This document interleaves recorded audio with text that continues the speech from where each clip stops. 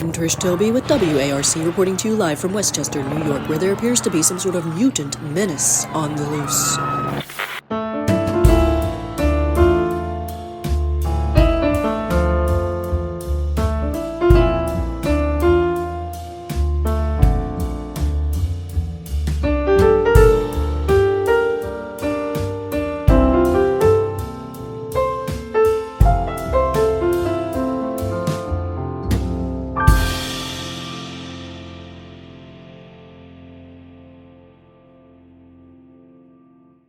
Hey, everybody, I'm Matt Ocamp.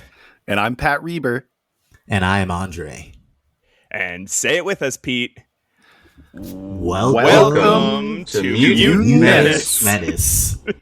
Perfect. We nailed it. Andre, how's it going? Man, doing so well. It's amazing being here with y'all tonight. Andre, thank you so much for joining us. A little bit about you is you are a YouTuber, sort of a video blogger. What would you call yourself?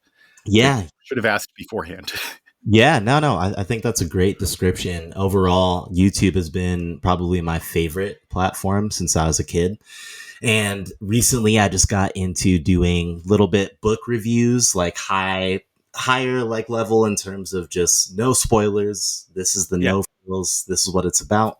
And I enjoy doing that about books and comics, but I've just really found my stride in being consistent doing that for comic books all throughout time. So I've really enjoyed it, specifically in 2025. You've also got a lot of useful just life stuff that I wish I knew when I was younger. We should say your channel is mostly Andre, right? Yes, indeed. If anyone wants to find you, that's where they go. But you did a review on God Loves Man Kills, which is how we found you and how we found each other. Yeah. And now we're best friends forever. Yeah, come on. No, it's so awesome seeing just how we're able to make connections online and everything. Yeah. And so overall, yes, thank you so much for that shout out. Mostly Andre, because it's mostly Andre, but then it's things about hanging out with my wife or hanging out with my friends and whatever I'm into at life during the time. And so, yeah, it's just awesome. It's awesome seeing what y'all are doing and such a pleasure being here. Yeah, really insightful stuff. Definitely check the channel out. Hey, guys, I want to talk to you about something before Pat's email corners starts and interrupts us. I went and got some eggnog right before we recorded. Yes, and I had a little bit of non-alcoholic eggnog and I poured it in there and I was like, ooh, yum. It looked, nice and golden. And then I had some alcoholic eggnog from last year in my fridge and I poured it in there. And compared with the other eggnog, it looked green.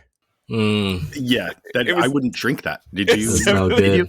It's definitely green, and I think I'm gonna try it. And we'll like. Oh. Okay.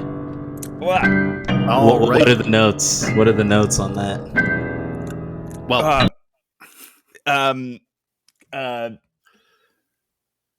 Well, vanilla. It's got all the eggnog notes, but it also has the notes of like, I can't even tell, like cheap vodka.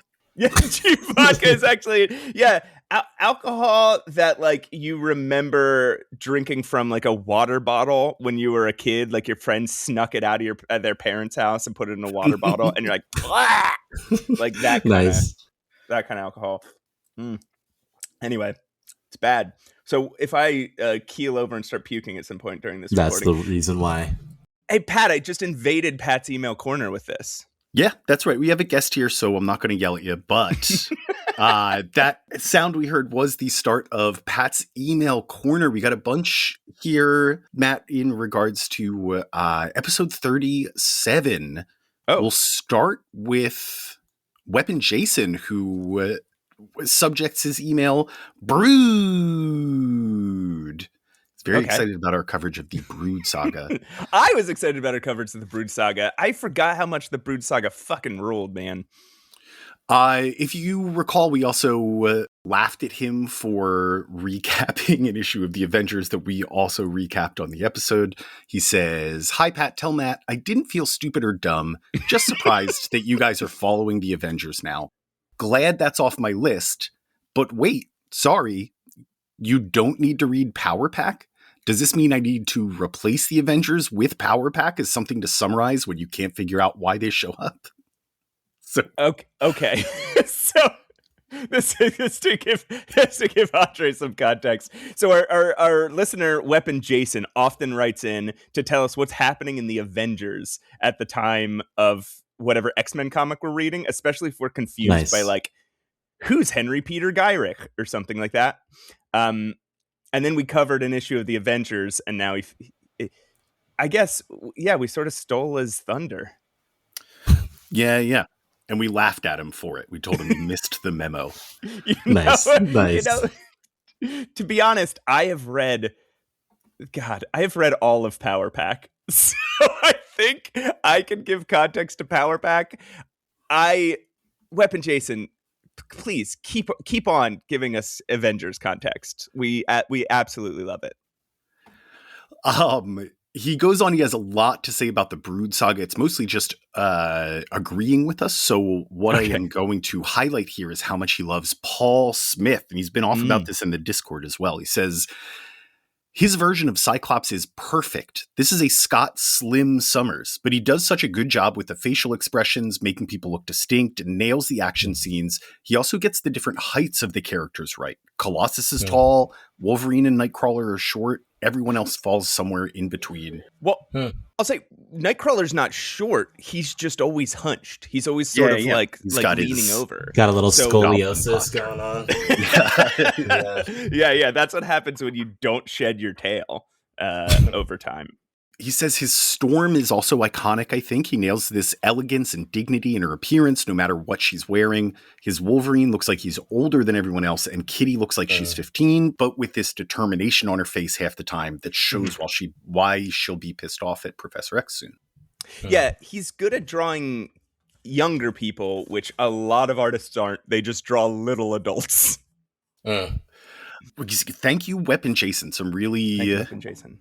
Good stuff, and I agree with most of it. I won't tell you what I don't agree with, though. Think about it. We also have a follow-up from Inkmaster. Matt, if you recall, Andre will give you some context here. Inkmaster tried to explain a physics problem that we posed from an X-Men in Space issue. And we questioned his credentials. So he came back, he said, "Hey, Pat, tell Matt that while I'm not a physicist, I did take an AP physics course in high school, though it has been 5 years since then, so take that however you will. Given that, I'll try to explain as best I can, and I'm sorry, everyone, but we are going through this so we can figure this out." Before you do that, Andre, if you are in space and you are holding something, and you... It's the throwing one, right? Yeah, if you throw it away from you, do you... go backwards? Does it go forwards? Yeah, so okay, I'm in space, I have an item in hand, I'm already like floating, so just an item, I throw it. Yeah. My guess, I never took an AP class in high school. Me neither.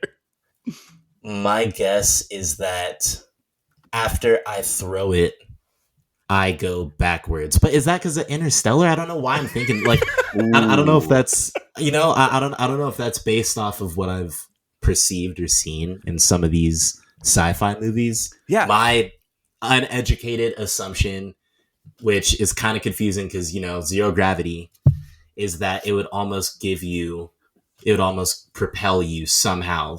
But I don't know, it's can you generate that much force? Anyway. I'm here to get educated. I'm here to get educated. Pushing against? This is my question. All right. Is Inkmaster going to tell us? Let's find out. Friction from the ground doesn't allow you to push or throw things. It just prevents you from going in the opposite direction when you do. That was a point of yours, Matt. Your body is essentially acting as both the lever and fulcrum when you throw something. Upper body lever, lower body fulcrum. You push yourself back when you push a car stuck in mud because A, the car is heavier than you, and therefore gravity and friction have more effect on the car than on you. And B, the force of you pushing on the car is greater than the friction of the mud resisting your feet.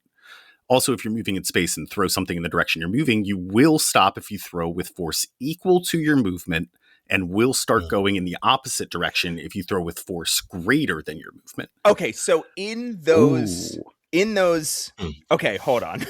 So in those like dramatic sci-fi things when somebody is like, oh, I became untethered and I'm floating off into space. Oh no, I'm going to die.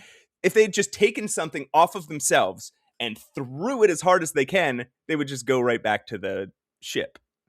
Well, That's according to someone who completed AP Physics 5 years ago, yes. Well, I guess yes. That's fascinating. That's a solid credential, I would say.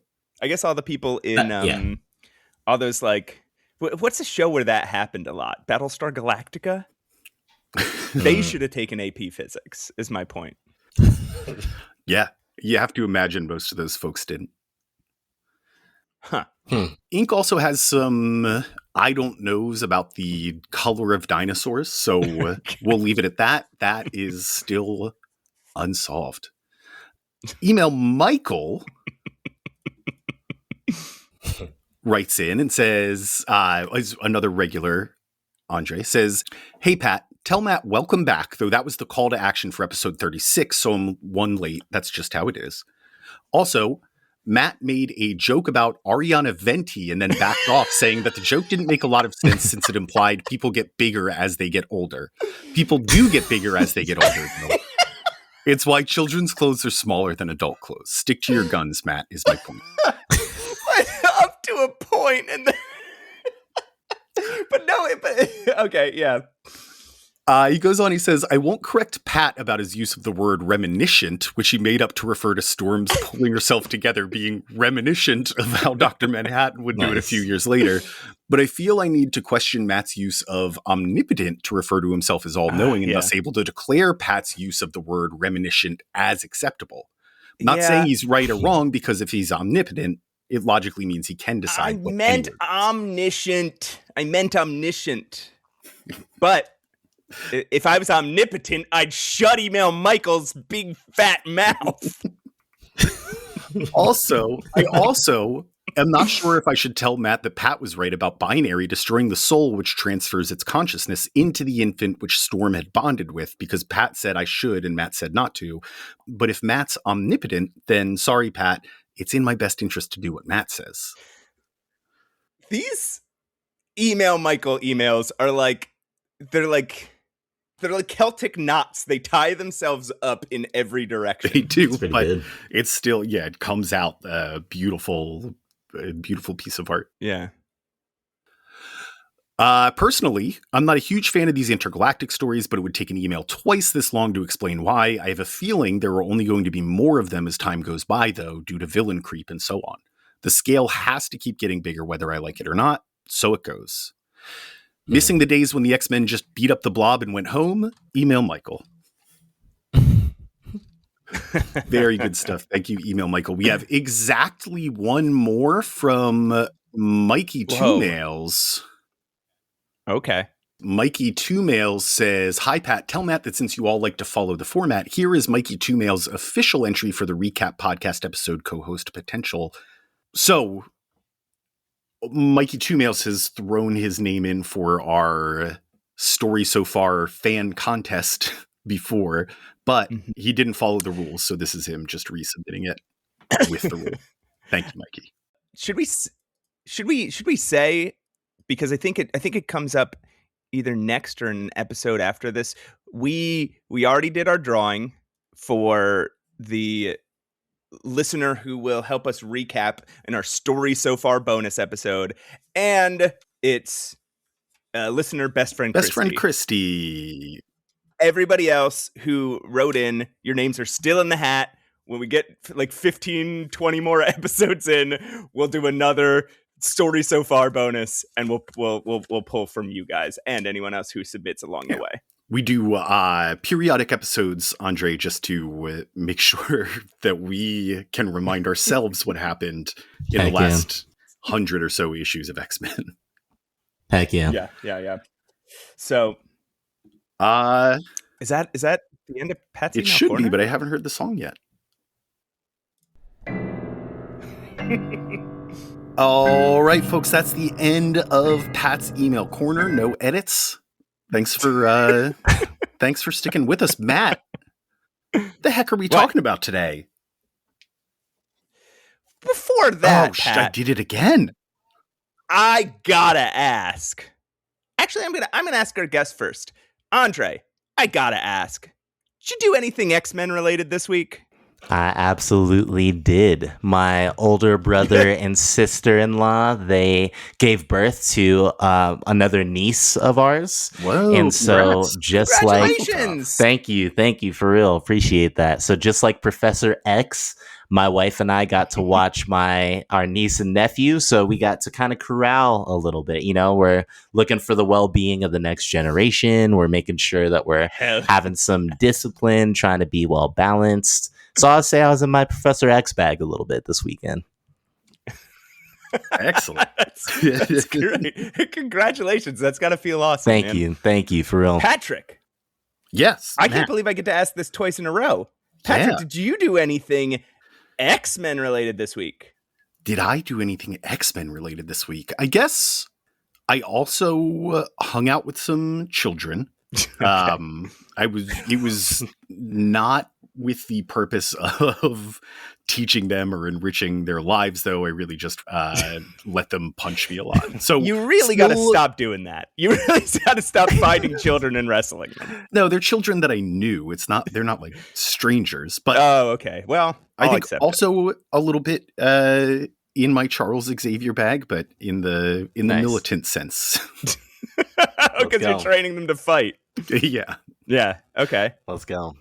Matt. What? Did you do anything X-Men related this week? This is so unexpected. You know, I did. Actually, do you remember that time Stevie Hunter and Aurora Monroe went to the ballet together? And I think they got attacked by... Arcade. Didn't Miss Locke? Yes, you're absolutely right. That was when Arcade got him. Yeah, so I went to the ballet this weekend. Whoa! Oh, I went to see the ballet. I went to see Ballet X in Bryn Mawr, PA, and it was fucking intense. Yeah, there's 4 ballets, and I guess Ballet X is like they do sort of more like shows that people are trying out before they go to like the big time or whatever. Okay. And so the first one was just like X-Men related, was about the evolution of man. Ooh. And then let's go. The second one was like they were like recreating the images of insects and insect parts as seen through a microscope. So it's like, whoa. The first thing was like this thing that was like really story based, and the second one was just like them creating images on stage. And then there was like there's one, the person I went with was like, this was the crowd pleaser, because it was just like, it took place in like a 1950s dance hall setting. And it was just people dancing with each other and just like about the men and the women pairing off and stuff. And then the ballet. The last one was about grief. And God, I didn't expect this. It was so intense. I had to like keep like grounding myself. I had to keep like putting my hands on the seat and like looking away from the stage and like putting my feet flat on the floor. I was like, I'm going to have a panic attack. This is so intense. Wow. Huh. It was just... And there's no words, no singing. This is just through movement, right? It's movement, storytelling. And movement and music. And yeah, like, man, I had never been to a ballet before. I never knew I would be interested in a ballet. And somebody invited me to the ballet, and I went to the ballet, and I was like, that was such... You were moved. I was moved. I cried at the end. Shout out. Well deserved. Ballet. Culture in class. So that's my X-Men related thing this week is like Aurora Monroe and Stevie Hunter. I went to the ballet, but unlike them, I didn't get attacked by a weird woman who's an assassin's assistant, the assistant to a little boy assassin. Assassin's assistant. Assassin's assistant. It's pretty good. All right. Well, back to my earlier question, Matt. Yeah. I knew you asked me something. I completely ignored it because I had other things in my mind. Because it was against the rules. What are we talking about today? Well, today, with our good friend Andre, we are talking about the legendary Marvel graphic novel number 5, everyone's favorite. Graphic novel number 5. All right. You know it. You know it. It's called God Loves Man Kills. Ooh. It was... We should just do the credits up top, right? Because this will cover the whole thing. One long story that we've broken down into several recaps. So it's by Christopher Claremont and Brent Eric Anderson, lettered by Tom Orzechowski, colored by Steve Oliff, edited by Louise Jones, associate editor Danny Fingeroth, editor-in-chief Dumb Stupid, and release date was November 30th, 1982, and cover date was January 1983. So this was, we talked about this a little bit before. The Marvel had just launched, they'd seen the success of artistic comic books in Europe, and they were like, hey, we want to do that, which is how Jim Shooter, ran the entire operation at the time. Just, hey, I want to do that too. I could make money with that. So yeah, they started this graphic novel line that was supposed to be a little more like artistic, a little more creator forward types of books. And this was the 5th one. God Loves Man Kills. In fact, this was an X-Men story that wasn't even in continuity until the early 2000s. Right. This is technically out of canon, right? Or not anymore, but not anymore. At the time. It's kind of interesting. But at the time it was, yeah. Huh. So I don't know. It doesn't fit neatly into the timeline of what we've been reading so far, but this is where it was released. What do you guys know about God Loves Man Kills?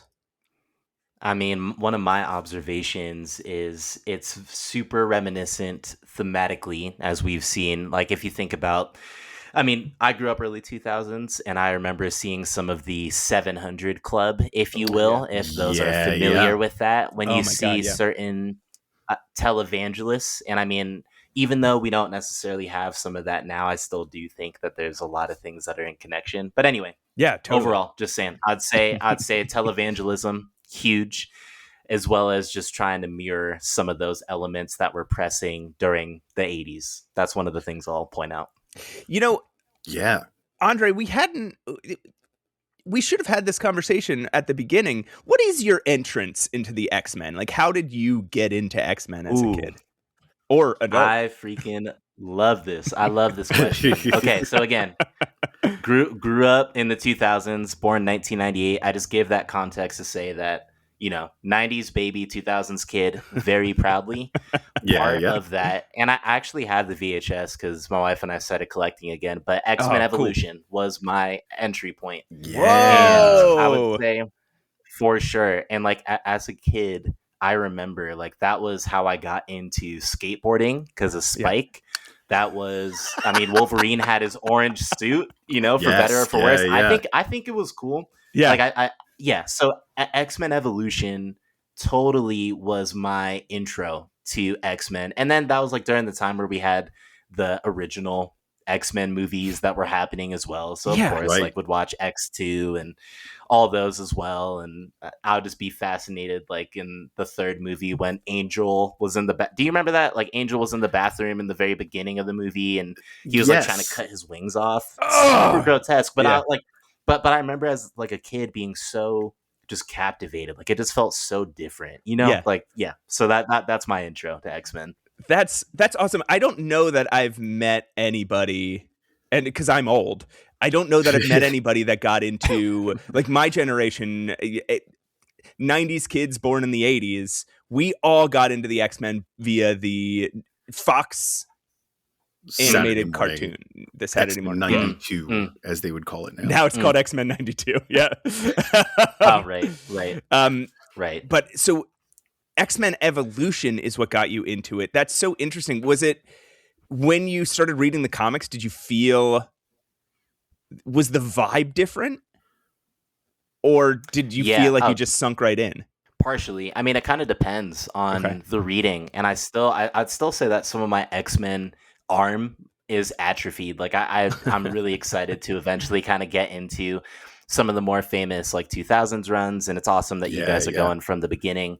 But I would say dynamically, it's like when you look back at some of those comics in the 80s, you're kind of like, these are teenagers, but they look like, you know, how teenagers looked in Greece. You're like, you are not, you are on your like third or fourth career, which is awesome, stable, but you don't look like a teenager. You know what I mean? So I'd say X-Men Evolution You're 32 years was old. such a good, right. Yeah. Like X-Men Evolution was like, they are teens, and it just, you could feel it. And then Wolverine, he's like this more hardened vet, you know, like he just had that dynamic with that. Yeah. So I'd say the comics felt a little bit different, but familiar enough in terms of more serious themes and the way that they kind of get along. Well, I'll say a little after that was the Wolverine and the X-Men cartoon, right? And then Jason Aaron wrote a book called Wolverine and the X-Men that I know it's a little controversial with X-Men fans. I fucking love that book. And it has that same vibe that like Wolverine is the head teacher, he's the elder statesman, and then there's all these punk kids running around. And the other X-Men that we knew and loved are just like teachers in the school, right? Yeah. And I think there's something really cool. I think Wolverine fits that role really well. Yes, facts. Pat, did you watch X-Men Evolution? Yes, it was actually prime college-age stoner cartoon material for me. So yeah, let's go. I watched a lot of X-Men Evolution. That's the one that has Goth Rogue, right? And she's part of the Brotherhood. Yeah. Yes. Yeah. No. She has her just the very 2000s like. How Hot Chico topic. was in Kim Possible. It's like, Yes. Hot Topic, just total 2000s. Total 2000s. She kind of like bridged the gap between what Rogue looks like in the comics and what and the Anna Paquin Rogue, right? Like, that's the sort of look they were going for, I think. Interesting. Yeah, I mean, I see it. Sure. Anyway. That's interesting. Let us know what you think. mutantmenacepod@gmail.com. Yeah, does the X-Men Evolution Rogue look like Anna Paquin? Write in. Yeah, we need to know.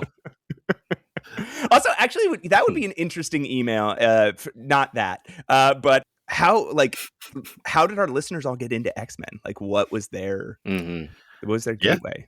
There's a legitimate call to action. Question. How? Yeah. Anyway, Pat, what do you know about God Loves Man Kills? I pretend you didn't just read it. hadn't actually read it before now, so I knew some of the iconic panels. I knew about Kitty's use of a racial slur. I knew about the comparisons to like Pat Robertson and Jerry Falwell. That was about it. Like I remember, what was it? Maybe the 25th or 30th anniversary. It must have been 35th, right? It was like 2016, 2017. It was the golden age of the think piece, and everybody wanted to take on God Loves Man Kills because of the comparisons to Trump during his first term. Right. And the striking similarities between the appearance of William Stryker and then Vice President Mike Pence. He looks just like golly. Yeah. I read an article where I read an interview where somebody asked Brent Anderson what he thinks about the way they both look similar. And he said, I think someone should ask Mike Pence that question. Oh my God. How good would that have been? That's pretty good. Is like somebody on in like a town hall would have asked Mike Pence why he looks so much like Reverend Stryker. Well, it'd be crazy if he knew. Imagine he knew the answer. You're like, oh, I'm actually kind of impressed that you would like know who that is. Actually, if your politics weren't so bad, crazy. I would want to vote for you now. Right. What I was kind of surprised to pick up as I actually read through this was a lot of that iconic imagery is from the beginning or the end of this graphic novel. Right. There's not a lot from the beginning that I was like, oh yeah, this image, with the exception of, I think, Professor Xavier being crucified, but we'll get there. Yeah. Yeah, well, the most iconic image from all of God Loves Man Kills is in like the last 3 pages or something. Yeah. Did you guys know Brent Anderson wasn't the original artist for this book? It was supposed to be I didn't know that. It was supposed to be Neal Adams. Holy cow. Yeah. It is very Neal Adams-esque. Right. There are some pages. It doesn't really look like God Loves Man Kills when you look at Neal Adams's pages, because it's on Tom Brevoort's blog. Guys, check this out. I just dropped it in the chat. And these are pencils from Neal Adams' version, and it's a Magneto fight. Dang, man, Magneto's, it's the movement. Yeah. And it looks like it opened, it looks like, with Magneto fighting what I guess were the Purifiers and losing. Yeah. And then it cuts to the X-Men in the Danger Room, and Warren Worthington is there. Yeah. I do love this interpretation of the Professor calling them psychically with the X-Men sort of like echoing out. It's sick. Yeah, What do you... sick. So it doesn't open with the lynching, right? So that, to me, robs it of a lot, to be honest. Like that, the opening to this book is so... It hits you in the fucking gut. Whereas opening a book with just a fight with Magneto where Magneto loses, you'd be like, oh, okay, interesting. Not the like... X-Men did that. Not like, holy shit, what is this, right? Yeah. No, that's true. And you lose that impact of, I mean, we'll get into it, but Magneto dynamically in the story, like you almost lose the opportunity of him entering in and you being like, oh, like I actually kind of, I hear what he's saying. You lose that element. This guy's got a real perspective, which is something this book definitely did. Is there a given reason for why Neal Adams didn't end up being the artist? It seems though Neal still wasn't absolutely happy with the terms or deal of the project and wanted certain provisions amended or changed. After a bit of time negotiating with Neal and his lawyer, Marvel, wanting the project to come out, simply decided to go in another direction. So it is basically a business thing where they were tired of negotiating. Neal Adams probably asked for a reasonable sum of money, and Marvel was like, "What? You're an artist," which was their fucking attitude at the time. Well, it's interesting. It's interesting. Brent Anderson is not somebody of acclaim at this time like Neal Adams is. Like Brent Anderson doesn't really, nothing against him. He's a solid artist, but he doesn't rise to the ranks of like some of the artists that we revere on the X-Men. And also, once he comes on, it looks like the themes of the story change pretty drastically. Right. It makes you wonder how much of this is Brent Anderson, how much of this is Chris Claremont, and sort of if the influence on where the story goes played any part in those negotiations too. Right. What if Neal Adams was like, what if he was one of these people who's like, comics isn't a good place to talk about politics.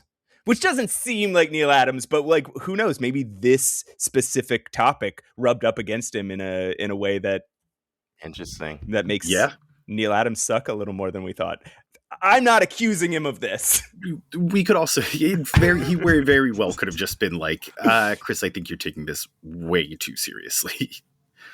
These are superheroes. Which is a legitimate criticism that some people, especially like some race studies scholars, have about the X-Men is like too much comparison to real world stuff when you're talking about people with superpowers loses some of its impact. I'm not sure I subscribe to. I don't know. What do you guys think about that? Just like, I mean, like, I'm not gonna. Yeah, like I the way that I see it is that it's a vehicle again. So it's like we were talking before this about Mouse. So of course anthropomorphizing the Holocaust on paper to some people. Like, well, how dare you, anthropomorphize the most despicable, act that the genocidal thing that happened. But the way, first off, it's like, this is an account, a first or a secondhand account of a man who had his parents who lived through it. But then we have this information that can reach our minds in ways that I can give it to my niece when she turns like 11 or 12, for her to be like, hey, like, this is a way that I can actually see something horrific and not just make it kiddie, but make it in a way of trying to have this imaginative sense to teach a little bit more compassion, teach a little bit more understanding. So for me personally, that's why I love comic books, is because, like, yes, I want to escape. Like, I enjoy so many that are just nonsensical, but I'm not offended when politics or all these things enter, because if you're able to just navigate life and be like, oh, like, whatever, I don't have to pay attention to anything, and it is what it is. Like, that's a privilege, like it exists and we interact with it. So anyway, that's what I'll say. That's what I'll say. I agree with that. I mean, we've had a lot of discussions on this where I think I still land in the same place where, like, this isn't theory. You don't need to sit down and like clearly Chris Claremont knows a thing or two about genocide and how those movements come to be. He's done his research there, so that's what makes the metaphor so strong in this graphic novel. But it's also, it's written to sort of to what you're saying, Andre. It's written in a way where if I read it as a child, I have a basic understanding of bigotry and where the problems lie with that. If I read it as a teenager, I'm understanding some of those deeper themes now that I'm taking in some of the world's news. And reading it as a 40-year-old man, I've seen this happen. I saw it happen in the aughts. I saw it happen in the teens. We're seeing it happen again. Like, you start to understand the experience and you're able to apply that metaphor a lot easier, I'm finding, to to real life. Well, yeah, I think that's a really, you guys both make incredibly good points. And I think that is, and Pat, something you said struck me when you said this isn't theory. So I think, like you guys are saying, this is something that even kids can sort of get this. So I think the biggest argument against the mutant metaphor, right, is people of color, gay people, trans people. They don't have superpowers, right? They are literally just the exact same 100% as the people who hate them, right? Whereas in the X-Men, there is a legitimate difference, and they have this sort of inbuilt defense mechanism that, the people in the real world facing, say, like racial discrimination don't have. And I think if you're 7, that's not going to occur to you. It's just going to maybe even give you hope that the hate in the world can be fought against somehow, right? And if you're a teen, it's just, again, like you're saying, Pat, it's going to give you some insight into things that you see developing around you. And if you're old and educated enough to know the flaws in it, well, then you're already done. You don't need this, right? Yeah. Like, you can just use it as entertainment, because if you already know that there's a flaw in the metaphor, then you are well aware of discrimination politics, and you don't need God Loves Man Kills anymore. You can just read it as a piece of entertainment at that point. You're just going to start sounding like Reverend William Stryker. So that's interesting. I mean, I'd heard those arguments before, but I never thought of it in terms of like there are different levels, and once you hit a level in which you can argue with it, then it's already made its impact almost. Anyway, we don't usually dig this deep before we get into the actual story, but like we said up top, this is a heavy one, and there are a lot of themes here that goes crazy. We're going to be dealing with. So yeah. And I thought it would be a nice thing to talk about it before we start getting into the heaviness of it. So listeners, number one, know what they're in for. And number two, where we stand. I don't think anyone thought we were going to come down on the side of Reverend Stryker, but still, it's nice to set up a baseline for the discussion before we just immediately get into, like the graphic novel does, something incredibly, incredibly heavy. So I'm going to jump into God Loves, Man Kills by Chris Claremont and Brent Anderson. We open on Westport Elementary School in Connecticut at dead of night. Two children, 11-year-old Mark and his 9-year-old sister Jill, flee from an unknown threat through the playground until, suddenly, Mark is shot in the back. Jesus. There's such... Sorry to interrupt you immediately here, Matt, but Jill, the little girl, while they're running, says, "Can't we stop and rest?" Like, it's one line, it's very small, but she's tired of running, and her brother has to be like, "No, they are right behind us. They will kill us if they catch us."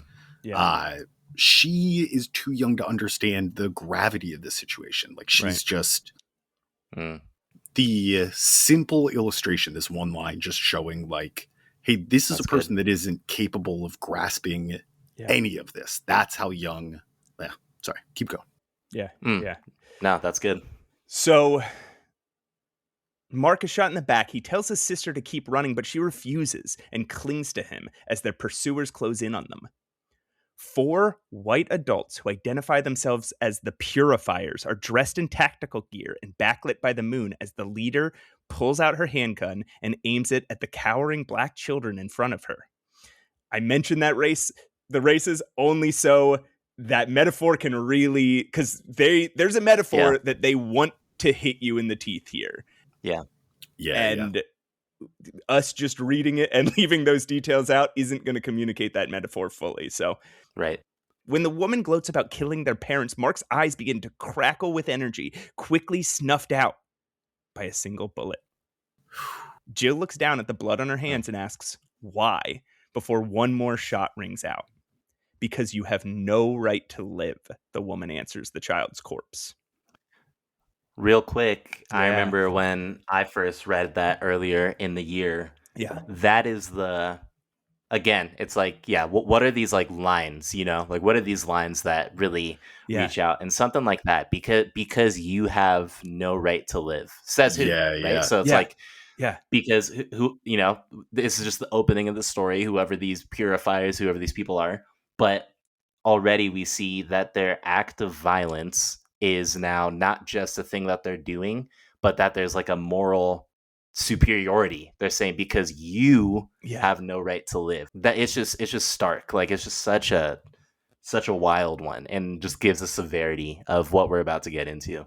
It's just like an ideology of like, there is something about you that is different than what I believe I am, and I have a right to be here because of what I am. You don't, because of what you are. Just like, ugh. God, it's so rough. Hoof. All right. Speaking of rough, the bodies of Mark and Jill hang from a swing set, tangled up under the shoulders in chains. The swings themselves strapped across their chests with the word "Muty" painted on the undersides. Before dawn, before the children of Westport can find the bodies of their friends and neighbors, the swing set suddenly begins to pull apart. Rearranged into a funeral bier, a figure gently lowers the children's bodies through midair onto it. Magneto speaks the words, in execution, into the still of night. He gently closes the children's eyes and picks up the swing seat.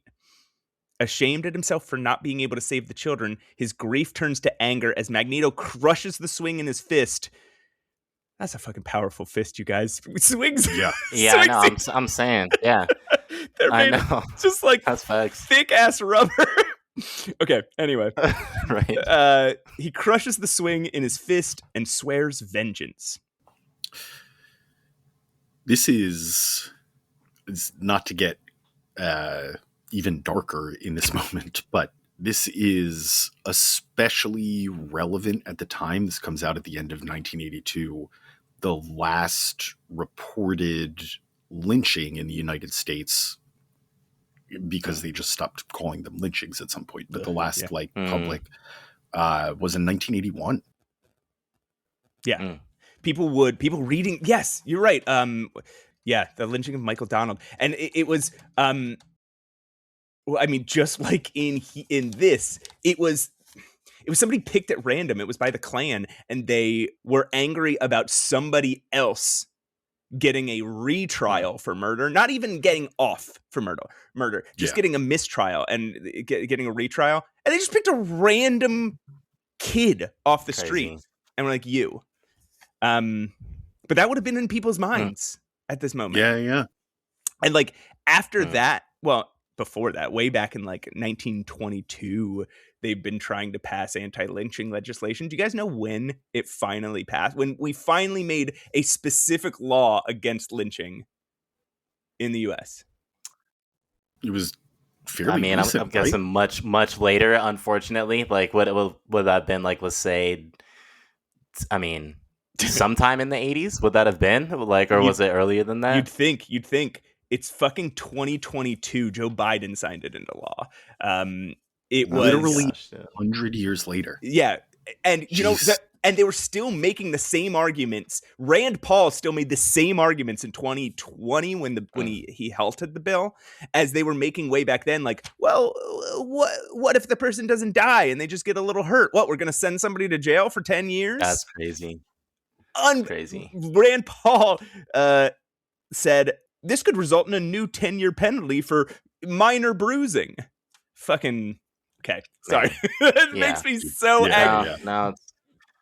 Well, that's why these stories are, again, important. And that's why the portrayal is important, and understanding these contexts, because you see even pictures during civil rights movements and like looking at studies in terms of being like, how do people perceive these events because they're in black and white versus in color? Even if you have side by side the same year. So it's super pressing. Yeah. Moving forward, in New York City, a giant tower called the Stryker Building juts into the sky, home of the worldwide evangelical mission, the Stryker Crusade. Their kindly-looking, white-haired patrician, Reverend Stryker, is poring over a Bible, so wrapped up in writing the week's sermon that he works straight through dinner. Along with his food, his assistant brings him up some briefing tapes on the X-Men. Cyclops can fire optic blasts. Storm can manipulate weather. Wolverine has an adamantium skeleton and claws, plus the ability to heal rapidly. Colossus can turn his body into organic steel, whatever that is. Ariel can phase through walls, and Nightcrawler can cling to walls and teleport. These 6 mutants are a team founded by telepath Professor Charles Xavier, who runs a school full of yet more mutants. Bess interrupts to ready Reverend Stryker for his appearance on ABC tonight, and he tells her that, hopefully, the X-Men won't be around much longer. So, at the time, this was non-canonical, as y'all pointed out. So, I just have a quick question, though. Yeah. So, based off of, like, the issues that you were reading, at what point was it that Kitty went from, Ariel, and like I know her name a couple different times. She had the nickname. So like, what did y'all think about that too? That she was Ariel in this book? Yeah, unbelievable. I was so upset. So she goes by so many names in the history of the X-Men, right? Yeah. And so far, we've only seen one code name, which is Sprite. Which was suggested when she first joined the X-Men. It was terrible at the time. There was only one worse suggestion on the table, and it was Ariel. The Little Mermaid. This is pre-Little Mermaid. This is that doesn't exist yet. This is just that's crazy. That's crazy work. Maybe there's a figure that it's actually based on, but I do not know what Ariel, like where that name comes from. I also want to say, so the quote, yes, Ariel is the sprite from The Tempest. Oh, okay. So she's just, I don't. They're still going with the sprightly theme. Yeah. You're just naming her after a specific right. one. Huh. So there's something interesting here about the scripture that Stryker reads. He reads from Deuteronomy. He reads Deuteronomy 17, 2 through 5. And he leaves out some interesting parts. So, sorry guys, I'm going to read the Bible out loud. I apologize for this, but he said, so if there is found among you in one of your towns that the Lord your God is giving you a man or woman who does what is evil in the sight of the Lord your God and transgresses his covenant by going to serve other gods and worshiping them, whether the sun or the moon or any of the host of heaven, which I have forbidden, and if it is reported to you and you hear of it, and this is where Stryker jumps forward and skips this next part. This is the part he leaves out. And you make a thorough inquiry, and the charge is proved true that such an abhorrent thing has occurred in Israel. And then he starts again. Then you shall bring out to your gates that man or that woman who has committed this crime, and you shall stone the man or woman to death. Now, this is a scene in the Bible where they are setting laws for like the state of Israel or whatever. And the most operative part of that, like already earlier in the Bible, I believe. I've never read the Bible fully. I tried once. I got halfway through Exodus and I was like, oh man, you got to all the begats. But I passed the begats. So the idea that it was illegal to worship other gods was like already set. This is saying the point of this passage is, but don't do it without like a fair trial and hearing all the evidence. And that's the part Stryker leaves out. Yeah. Which is so detail. Pressing. Yeah. It is a great detail because again, it's like no matter where people land or don't land, it's like being like, do I give a good faith account to either what I disagree with or what I agree with? Yeah. And then giving some time to be like, all right, what do I actually understand about what I'm reading? Is it propagating something or is it just talking about a theme or whatever it's happening? And what are we seeing that's happening currently? What are we seeing in terms of why people end up saying that this is how immigration should work? Again, I'm not like, I think it's inescapable. And once again, you can agree, disagree, like that's fine. But I think it's like you have these things about immigration, about othering people. My wife and I say this all the time. It's like, it's so easy for people just to other others. You know what I mean? And just be like, well, they're the enemy. That's the fear. They're coming in, they're taking our, it's like this rhetoric, and that's what Stryker leans into. But that to me is like, okay, like this is showing to me, if I'm taking this seriously, that you have a weak reading, I'm not saying you two, I'm saying Stryker. Yeah, of course. Stryker or some of these, you know what I mean? Like you have a weak reading because like you're eisegeting these things, and like it's just it gets me riled up because again, it's like, are you doing these things in good faith? You know what I mean? Right. So, and I mean, absolutely, yeah. In Scripture itself, like that's the actual sign that you're dealing with evil, is if they are using the Scripture to justify unholy things. It's true. I mean, this dude. I'm not a religious guy, but this dude is breaking he's sinning all over this goddamn thing. He's kidnapping people, he's murdering people, he's coveting shit, he's idolatrying. He makes a man worship him in this book. Yeah. Let him know. He's like, let him know. Yeah. Anyway. Small detail here.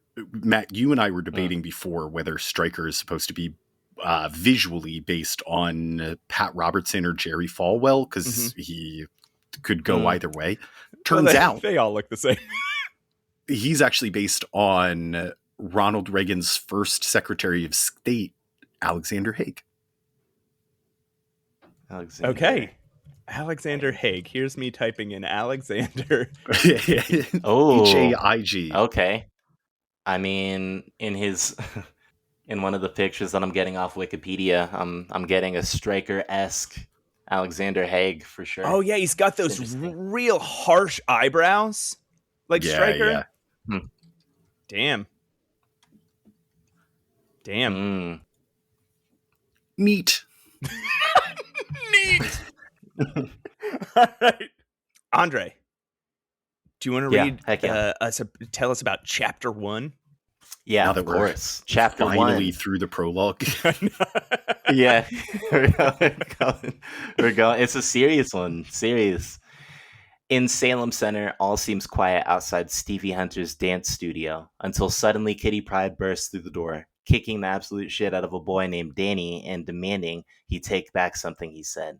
Ilyana tries to pull her off to no avail, but when Peter Rasputin appears around the corner, she's distracted enough for Danny to get in a good sucker punch to the face. Oh, The Rasputins try to hold the children apart, while Kitty gets so angry that she starts phasing through Ilyana's grasp. Luckily, at that moment, Stevie Hunter appears through her broken front door. Danny claims Kitty struck her first, when all he was doing was explaining that he and his family belong to the Stryker Crusade. Apparently, Reverend Stryker is going to save all the world from the godless muties and whatever happens to them. They deserve. Yeah. He challenges Kitty again, but Peter stands between them, demanding the boy let the matter drop. Danny backs down, but Kitty is incensed. He and Stevie try to remind Kitty that she's a trained martial artist and she could have done serious damage to the boy no matter what he said. And besides, says Stevie, his hate speech was only words. Kitty lunges towards Stevie, comparing the word mutie to the N-word, and asks her she'd been so calm if he'd said that instead. Wow, what a moment. Kitty, come on, man. Yeah. There have been... Yeah, she can't run for president anytime soon. After that one. I think there have been countless analyzations of this scene, right? Yeah. If you really want to dig into it, it's worth reading up on how people feel about this interaction. I think the important thing to note here is that we shouldn't compare struggles. Like, that's the simple truth of it. This is sort of this is clearly an attempt to set the stakes in the world, right? To say, hey, right now, the word mutie is, for all intents and purposes, a racial slur. So it's not, I don't think it's meant to make any sort of political statement as much as it's just meant to help us understand sort of the pain behind that word. But at the same time, no, it's not. It's not like that. No, it's different. It's very, very different. Centuries of oppression based around the N-word. And so again, mutie they just invented today. Best practice. You don't need to compare struggles. They're all struggles. Yeah. No, that's good. And it also just, I mean, part of it to me was also maybe showing her adolescence too, honestly, like part of maybe the growth and just her being young. It's like, as a teenager, you're gonna maybe outlash or outburst and you're gonna say things, whatever, like whether you can understand it or not. But part of me was also just seeing like, okay, interesting, like how do I think about this, like you were talking about, Pat, and I was like, yeah, I'm seeing a more younger Kitty here, you know? Younger that's Kitty. A great point. Yeah that we don't have to look at her as as the authority on these matters. She's just a kid trying to grapple with it. And like you guys were saying earlier, this would speak strongly to a kid. If I was a kid reading this, I wouldn't understand what's problematic about that. I would understand, hey, I would understand the basics of like, oh yeah, both of those things are wrong. Yeah. That's what they're trying to... Right. I think the stronger metaphor here is just the expectation that, and this is extremely relevant, the idea that your neighbor or your classmate can just belong to a genocidal organization, like a cause that wants to eliminate. And even if you belong to the persecuted group, the expectation is that you sit there and listen to them, that you let them say their piece, and that it's like, it's rude to argue with them, and it is violence to fight against it. And then got Kitty, who's Kitty and a badass, and just beats the hell out of the kid. And, and that prominent, this is where that Star of David necklace is prominent. And it's really driving home, again, like you're saying, Pat, and don't compare struggles, but it's still driving home this theme of like, it's reminding you, when this sort of rhetoric goes too far, where does it end up? Yeah. And also that this is what is before being shepherded into ghettos or into concentration camps, this is just what Jewish people in Nazi Germany had to deal with. Their neighbors exclaimed Jews as being the ultimate evil in the world, the cause, the Antichrist, and they were powerless to even speak against it. God damn. So he's not shying away from telling you what he's trying to say here. No, not at all. And it's like, last thing on that, it's as well, he was saying that it's my folks and I, what's wrong that we belong to this. And I think that's very pressing about, it starts with the home function, oh, my parents voted this way, my parents did this, and this is what I think. So I think that's something common important too, is that it's right. This is just all I know. Right. God damn. Dang.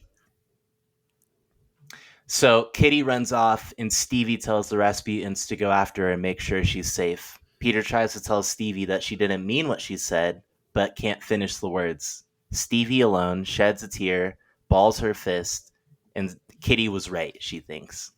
Across the street, two men watch Stevie Hunter walk back into her studio.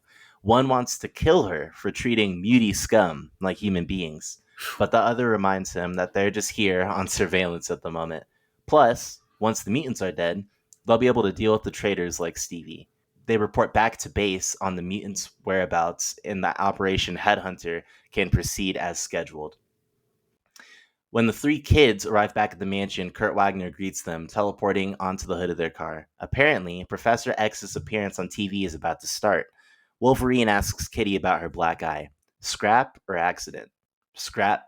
Fair fight? I guess so. You win? Nope. How come?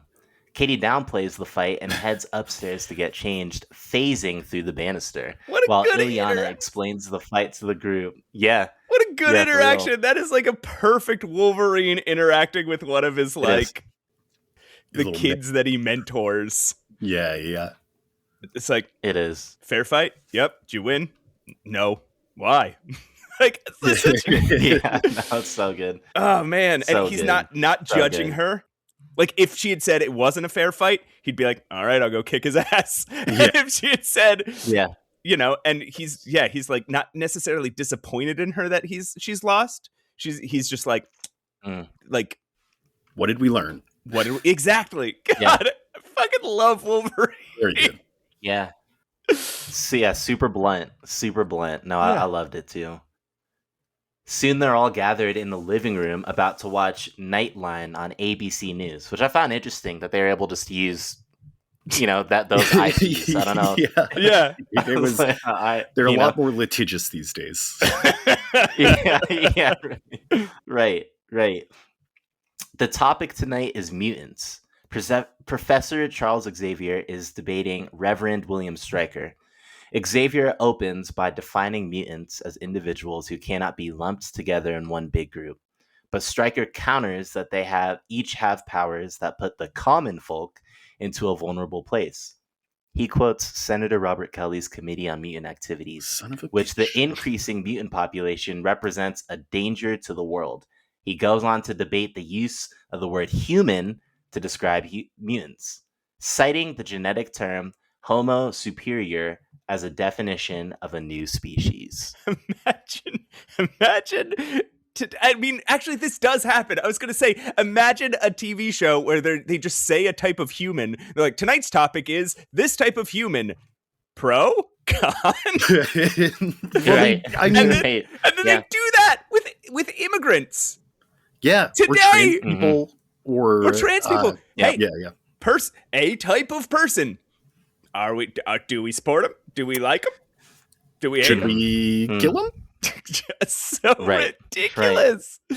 Right. It's minimizing people and then making it like topics. And again, if it's politicized, then that's why it's so easy. It's like it's a ballot versus the person's wholeness, right? There's no humanity to it. It's a piece of paper. Yeah, pressing. When the program is over, the X-Men all have similar but different opinions. Kitty is angry, can't believe people are buying this. Peter is baffled. Nightcrawler is sad, he's been through this before. Wolverine is concerned, believing Stryker's rhetoric could strip mutants of their rights and protections, and even lead them to being rounded up and killed. Illyana just wishes that there were some authorities around to reassure them. But Aurora and Scott are in Manhattan with Professor X at the studio. Scott is fully aware of how Stryker had complete control over the public, while Xavier didn't come off nearly as likable or relatable. He worries about what this will mean as a woman, who looks a lot like the assassin from the prologue, bumps into him and apologizes. Yeah. And then makes her way to Stryker, who assures her that the three mutants leaving the studio have no clue of the ambush and waits for them in Central Park. Oh no. Man, so this is interesting. Scott Summers learning how to control media narratives. Yeah, this will come into play in like 30 years. Actually, I guess it comes into play sooner than that because the X Factor is about to come up. Yeah, we'll also talk about this again. Yeah, end of the graphic novel too. Well, yes, true. Comes up a lot. Fine.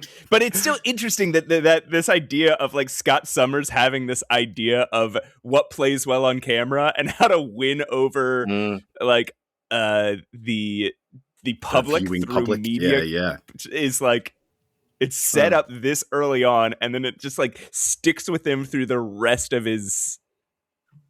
But besides like the weird 90s comics, but after that and before that, like it sticks with him. He like learns something from this. The three things that follow Scott Summers around from writer to writer are spatial geometry. Yeah. Media literacy. Yeah. Calling people Mr. Calling people Mr. Nice.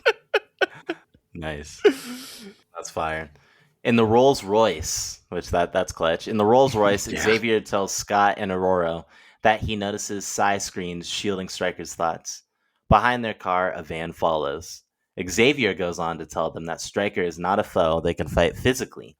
They have to beat him with words and ideas. Only to be interrupted when a missile hits their car. Yeah. Rolls over and begins to burn, which is crazy. No. Yeah, bro. This is the middle talking and their car blows up. The Rolls. It's been with them since 1963. Rolls. Well, not the Rolls. Wait till we. Apparently, they have a backup, which we find out later in this comic. Thank God. Right. Yeah, that's quintessential comic books, man. That's doing this thing. Nothing ever stays dead. Right. It rolls over and begins to burn when Cyclops blasts his way out. He's instantly shot, followed by Xavier and Aurora. Anne smiles in the shadows and says, "Mission accomplished." As a purifier named Rocco fires another rocket into the wrecked car and it explodes. Double tap, always. Back at the mansion, the X-Men are blowing off steam in the danger room when Illyana gives them specific rules and roles. They solve the scenario by switching tasks with one another and accomplishing it using teamwork. She sets up a fake family of mannequins for them to save, and she names them the Mannequinov family. Adorable. Oh, that's awesome. That's very That's good. awesome. Wolverine, as they mull over their high scores, Wolverine grumps off and Nightcrawler picks up the phone. He hangs it up gravely, telling the others that Xavier, Scott, and Aurora are dead. No.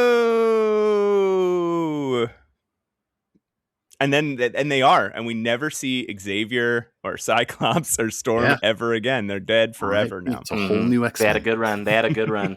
Good run. Couple of big ideas in this chapter. We talked about the idea of like your neighbors being terrible and you just having to live with it. The idea that the leaders of these movements get spots on national television, and the fact that it cuts to commercial, they point out that it cuts like, this is sponsored. Yeah. This is sponsored hate speech. Whoa. Which again is extremely relevant today. The presidential debates have sponsors, and local debates even have sponsors, and they're saying just straight up racist stuff. Right. Yeah, it's interesting seeing the paneling too. I mean, I feel like the action was kind of rushed in some of the things, but especially this panel, I'm looking at it right now, just with the Psybeam and with the explosions happening. Like it's beautiful. Like it is some beautiful coloring, especially compared to the beginning of the story when they're in the moonlight and how dark it is. It's the colors just really are prominent throughout this. I think there's some really good paneling, even if the action is a little bit rushed at times. I think the inks are really doing some heavy work here too. It's almost over inked to give everything like a shadow, sort of a darker tone to it. And we're just seeing like everybody's eyes rest in shadow. All of your backgrounds are typically dark.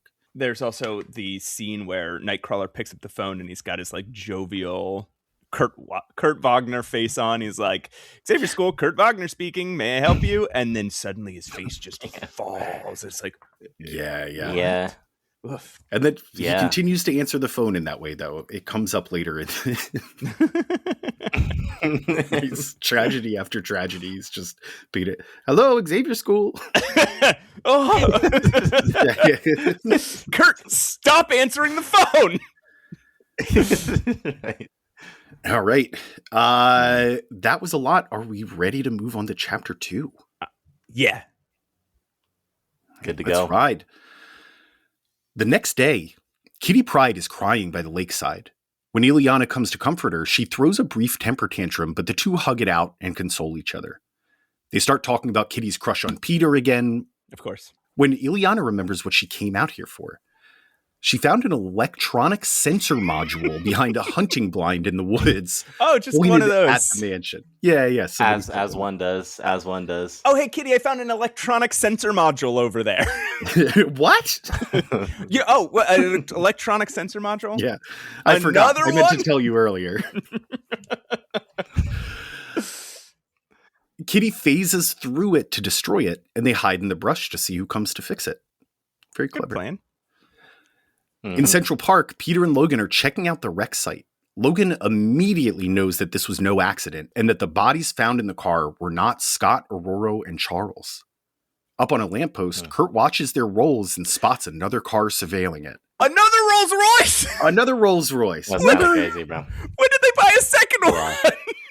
Remember like 10 issues ago when Charles Xavier was complaining about money problems? Sell one of your Rolls Royces, man. Sell one of your mint 1960s Rolls Royces.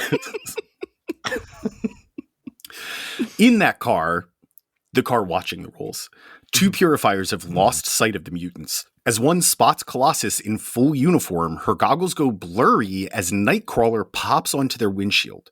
Wolverine tears through the door and throws the driver to the ground, while the woman slams on the gas from the passenger seat. Better to die than be captured, she thinks. Colossus stands in its way, and Nightcrawler teleports her out as Colossus rips the engine right out of the hood. He's just standing there baffled. That was sick. Just holding it. That was sick. Huh? He says, I think I got stronger. Yeah, that was crazy. With a big old goofy grin on his face. While he muses over his strength, some armored goons appear in the wreckage, advancing on him. They hit him in the back with some weapon, and he screams in pain, but the armored man suddenly floats up into the air. What? The two men hover, their armor and the wreck of the car below them flying to pieces, and then those pieces wrapping around them like cocoons. Both men are dropped to the ground next to the other two purifiers when Wolverine rounds on the new entrant to the fray. Magneto stands there, and he comes as a friend. Actually, I like that intro for Magneto. Yeah. It is good. It is a classic turn the page, and you have Magneto standing there as everybody goes, Magneto! But it's for a good reason this time. Yeah, this time he's like, hey, we're cool. We're also going to get 4 more of those moments as it goes on. Just somebody waking up or turning around and going, Magneto! Back in Westchester, the girls are getting bored on their stakeout when, finally, Anne, Rocco, and another armored purifier comes to fix the electronic sensor module. Phew! I can't believe they didn't name the third one. It's not that hard to do. And Claremont loves naming all of his henchmen, too. Like this guy, Rocco. He sticks with us through the whole book. Yeah. Kitty dives into the earth to scout at just the wrong time because the module powers on and the trio spot Ileana in the grass. Anne shoots her point blank in the face as Kitty emerges. Anne tells Rocco Ileana is only stunned, though. And they load her into the car. Kitty follows into the trunk and is instantly detected, so they flood the car with nerve gas and take off. Let's remember this. They flood the car with nerve gas when they're still in Westchester, New York. In Westchester, New York, on the mansion grounds. They do it right away. So let's just remember that that's where this happened. You say that, Matt, but I think they want us to forget it. Okay. At that moment, the others arrive. They set up the cocooned purifiers in the study, which and is Wolverine very funny looking. Does his 1-2 want to go for a third claws thing. It's the first time we get this. It's the first time we see him shoot one claw on either side of someone's face and say, "Should I pop the third?" I think he did that to the Hellfire Club, but he didn't do it in this sequence. The 1, the 2, iconic. Anyway, Wolverine does that. Iconic. But they won't talk. They'd rather die. He's about to oblige when Magneto suggests another method.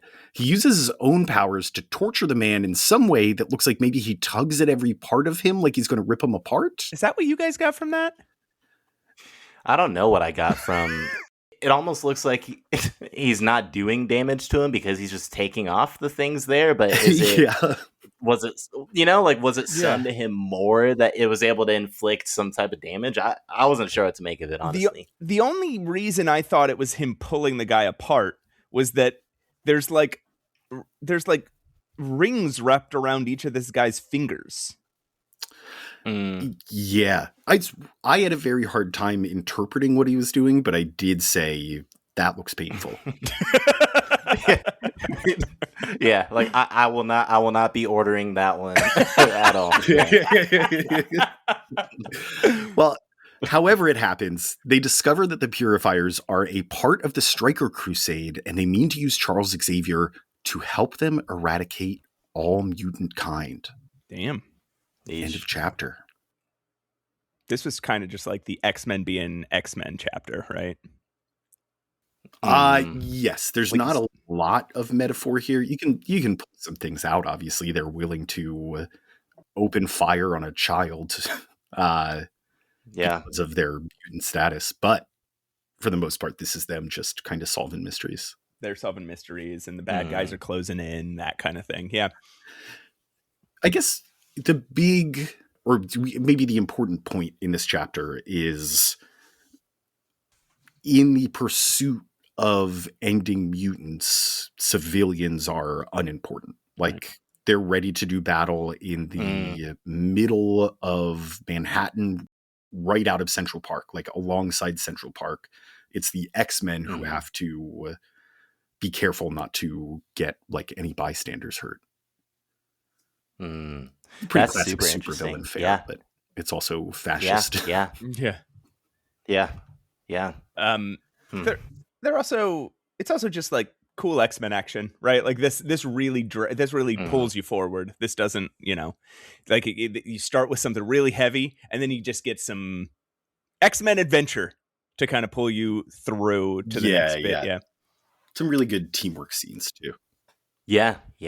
I found it interesting too because you kind of have classic comic book dialogue of being like, well, I shot her with a dart gun. He's like, oh, okay. The reader knows like she's not dead. But yeah. I thought it was interesting that they chose to convey that with Charles. Like when Wolverine is like, I know that they're not dead, and I know that it's like, as a comic book reader, like you figure that they're not dead, but it's kind of interesting to me that they just kind of gave us that. Like I don't know if y'all immediately pull back the veil on that. Oh, right. Yeah. I thought that was kind of an interesting choice. Like I was like, I mean, I knew they weren't dead, but at the same time, it's like I almost wonder if some of the impact, because if Charles Xavier was present during this, then obviously he could wash house kind of thing. So it makes sense why they've taken him out of this whole thing. But I just found it interesting that they kind of gave us that on the platter, like, hey, they're still alive. No need to worry, kind of thing. I know, and it's not the only time they'll do that during this story either. Right. Also, a lot of cars. It's like there's a lot of cars in this book. Expensive ones. I know artists hate drawing cars. It's interesting there's so much car action. All right. Chapter 3. We start in Manhattan atop the World Trade Center. Jump scare. Yeah.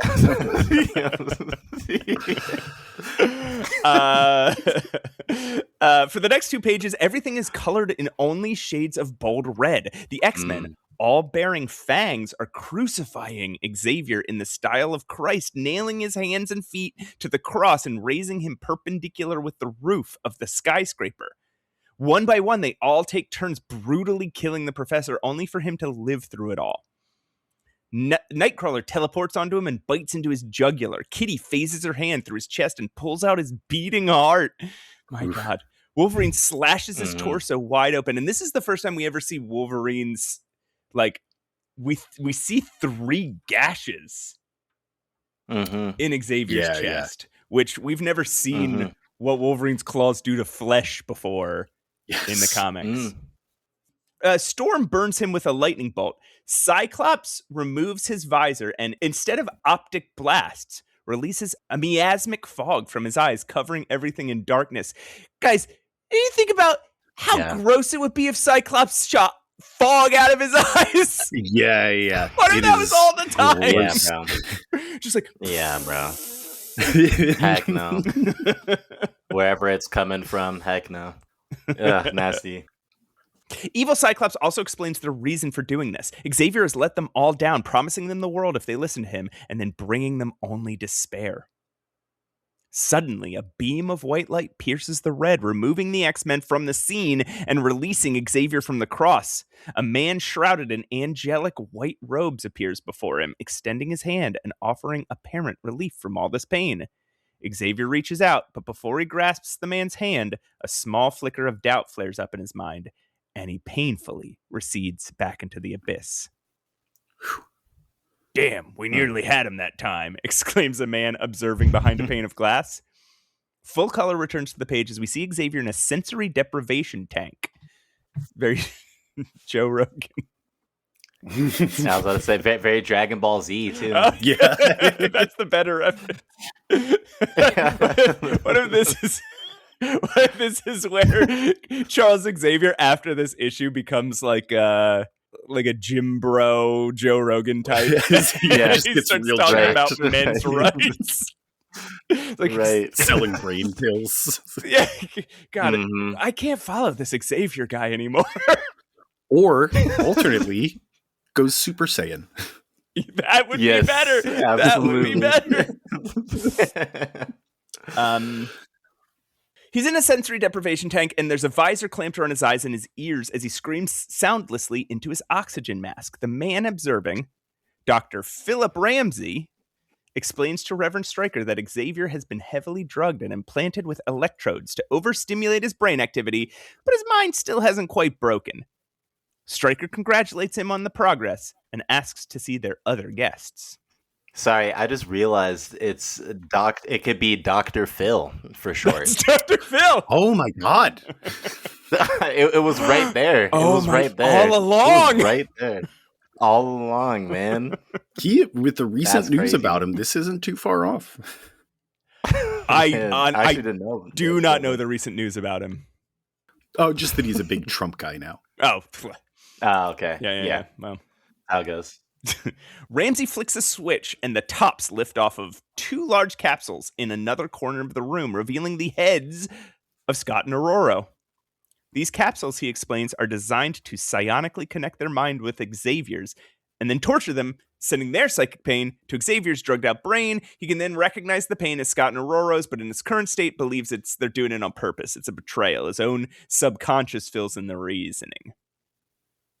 Yeah. So Claremont knows this up and down, but Xavier's fear is that he has let all his students down and at some point they're going to revolt against him. So he feels their pain. That's his brain just filling in those gaps, saying like, oh, they must be doing this because I've let them all down. It's fucked up. Storm demands to know why Stryker is doing this, and he simply says, because you exist. And that existence is an affront to the Lord. My God, what a fucking bro. relevant answer. Or not like, Yeah. not appropriate, but again, Approach, yeah. Gay people, trans people, black people, Jewish people. I don't mean to just keep listing oppressed groups, but like this is at one point or another. 7 more. Okay, in descending order. No! Canceled.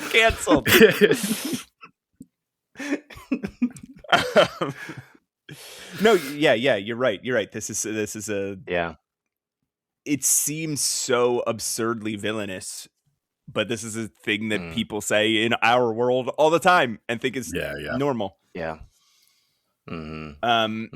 We flash back to a sepia-toned nuclear test where a young Stryker and his pregnant wife during his time in the military were involved with nuclear testing.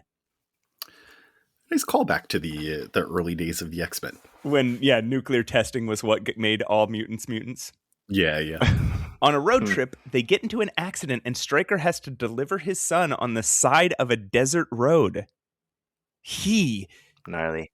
It was a monster, Stryker explains as he brandishes a knife in the flashback.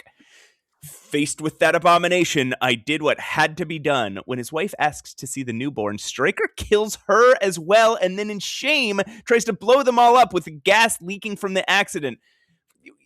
Fucking godly man right here.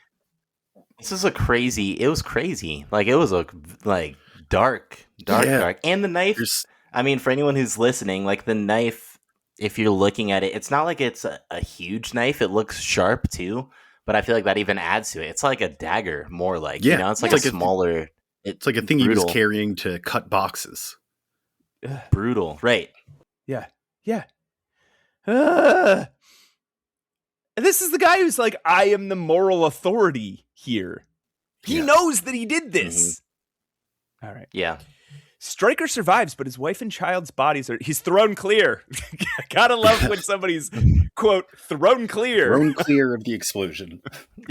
Stryker survives, but his wife and child's bodies are destroyed, leaving him to wonder why God would spare him after murdering his wife and newborn son.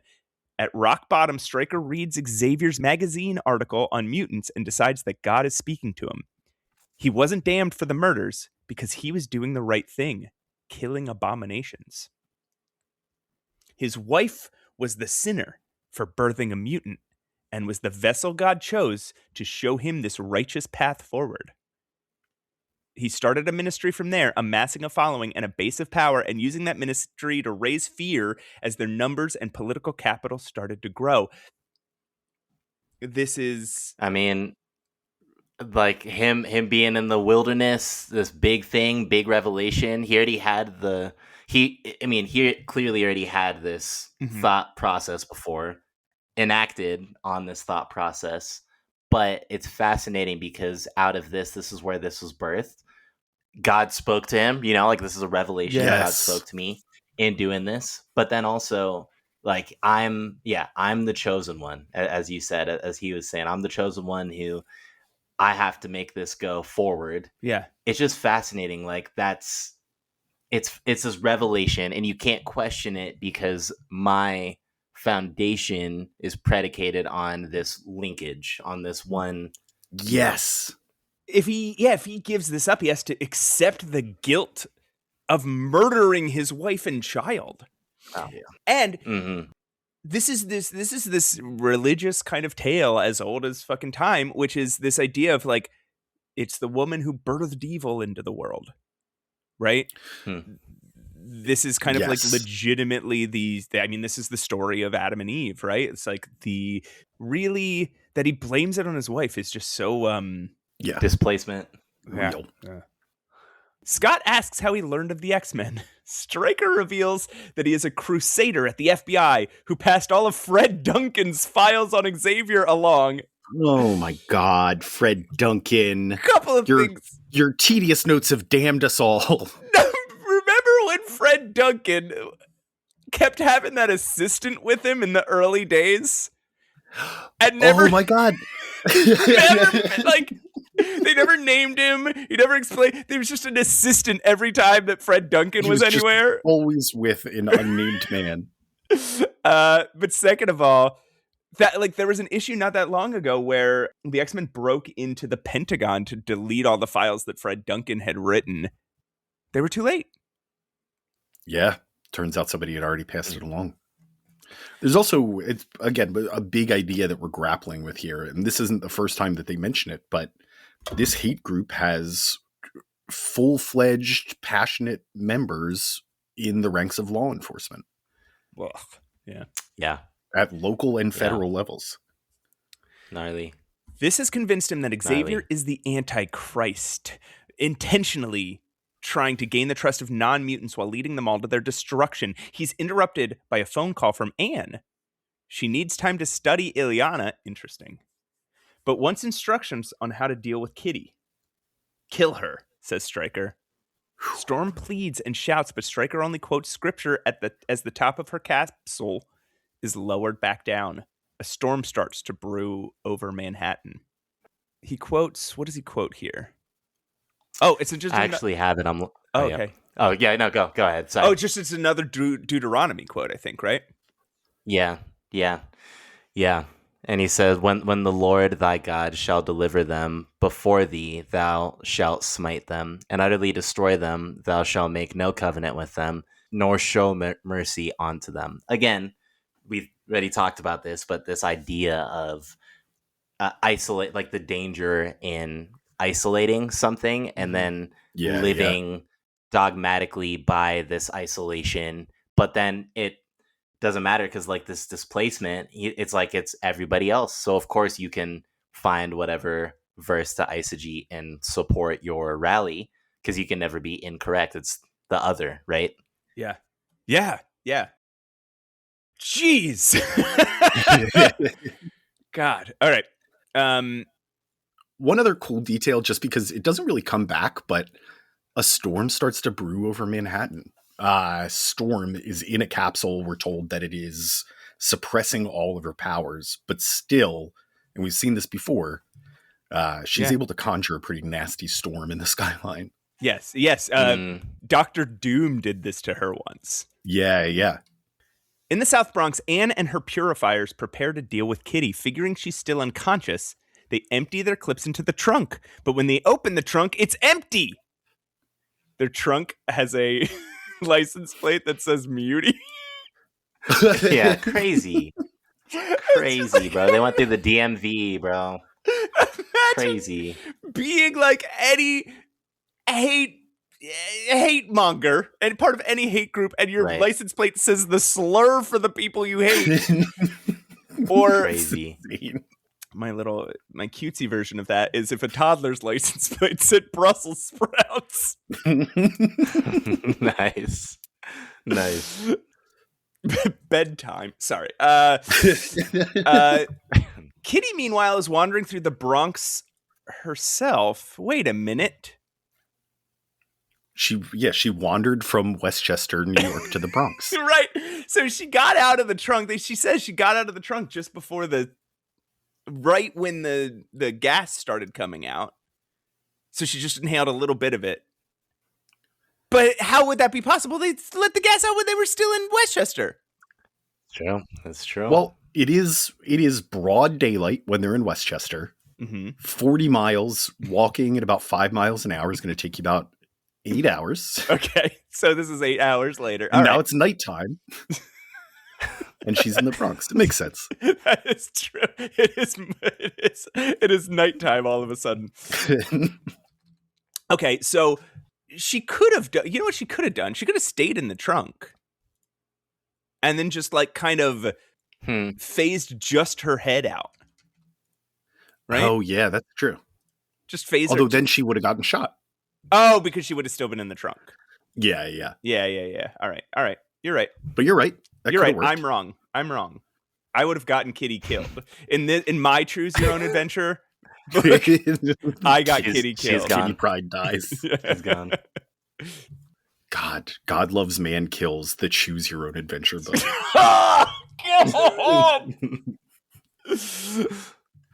She explains that she phased as a reaction to hearing gas jets going off again.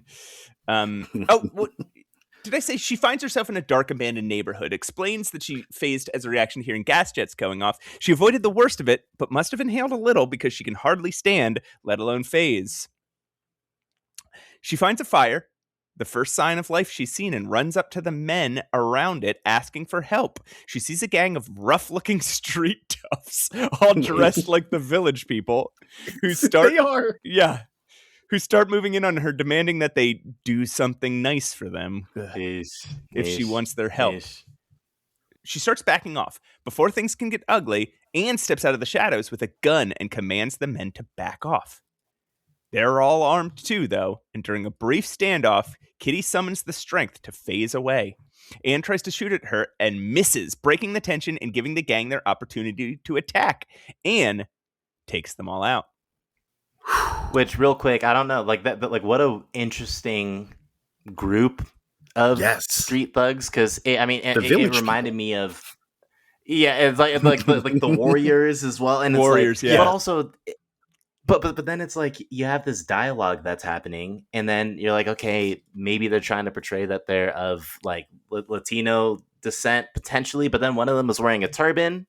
I don't know if y'all caught one of them like had a turban on, so I'm like, I don't know what. Yeah. What are we supposed to believe about these people at all? Yeah. Now,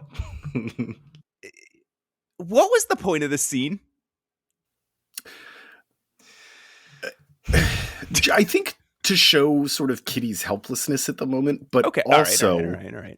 There's another big idea here that we deal with, which is this is a group of seemingly evil men, but in the face of an alternate evil, they choose the right side. They're like, holy shit, this is some sort of government agent looking to just kill this young girl, even though we were just about to assault her. This is clearly wrong. We should do something about this. And they all die because of it. But like, that is, I think it's not coalition building. No. But there's something to be said for like, in order for a persecuted group to survive all this, like even the worst people, have to stand up. They have to say something. Interesting. Yeah. I think that's a very generous read of this scene. That's fair. But hey, I think it's a very interesting observation, though. Thank you. Yeah. But I like you. And I like your opinions, and I think we should do a podcast together. All right. So Kitty's able to find a payphone and phase a few quarters out of it. Very funny. Calling the mansion and giving Kurt her, like, she phases the quarters out of it and puts them right back in. Yeah. And she apologizes to the Atlantic Bell Company. They don't need your apology, Kitty. I promise you. She calls the mansion and gives Kurt her location. Very smart. First thing she says. Before she's spotted. Phasing through bombs, bullets, and beams they fire at her, she hops on the L train as it pulls away and finds a police officer, only for the purifiers to come crashing through the roof of the train, shooting the officer and demanding everyone else stand aside. They do. Unlike your observation about the gangs. Exactly. The police officer stands in front of her, gets shot, and everybody else immediately is like, all right, go ahead, kill this little girl. What are we going to do? Which, I mean, they're faced with violence, but again, people got to do something. Yeah. So all seems lost when the train lifts off of the ground? As Magneto flies it into the sky and demands the purifiers step down, they shoot at him fruitlessly until we see the X-Men come in, remove their weapons, and detain the men. They all fly off to bring the police officer that got shot to the hospital. This is where Kurt teleports somebody all the way into jail, right? Yes, he grabs one of them and teleports them into a cell at Rikers. Pretty good. They also fly away on what they describe as a metal flying carpet. Very Aladdin. It's just a side panel of the train. Meanwhile, Xavier sits in a beam of white light as a silhouetted figure walks toward him, quoting scripture. This time, Charles accepts the man's words fully, embracing his position as God's sword against the evils of the world, including his own children. He sends a psychic beam at the imprisoned Scott and Aurora. They go limp inside their capsules, and Ramsey informs Stryker that the mutants are dead. For real this time. We never see Cyclops or Storm again. Stryker, they had a good run. Stryker thanks him, and he explains that if Xavier can do this to his own children, it will be simple to unleash him on mutants he doesn't even know. On his way out of the facility, Ramsey is ambushed by Kurt and Kitty.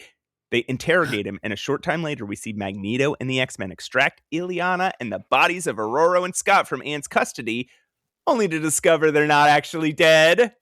Whew. They got us again.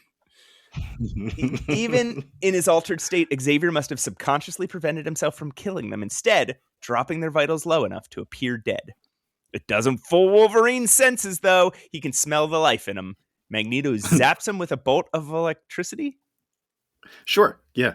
Oh, okay. He's got that. Okay, and they spring back to life. Scott and Magneto start debating their causes, but there's no time for that now. They can work towards the common goal of stopping Stryker. Should the fates be kind, we shall speak of it again. Very cool. Yeah, it was interesting. I thought it was kind of fascinating that, because especially when it comes to Nightcrawler, that we don't really see his Catholic faith kind of play into this. And I just mentioned that because he has his interrogation going on here. He's showing his fangs. He's doing all of these things. But also one of his big points was, I'm not saying that he contradicted himself, but one of his things is like, hey, like, we shouldn't use what they're doing against them. Like, we have a higher moral code, higher moral thought about this. But I was like, it's fascinating because, like, there's no dialogue from his end to be like, I don't believe this. You know what I mean? I don't rock with this. But there's nobody. It would have been so interesting. You're right, to have like a righteously religious character in debating the merits of it. But the official Marvel position on this comic was that Marvel Comics is neutral in matters of religion. Yeah. That's what they said. That's what they said in like an interview.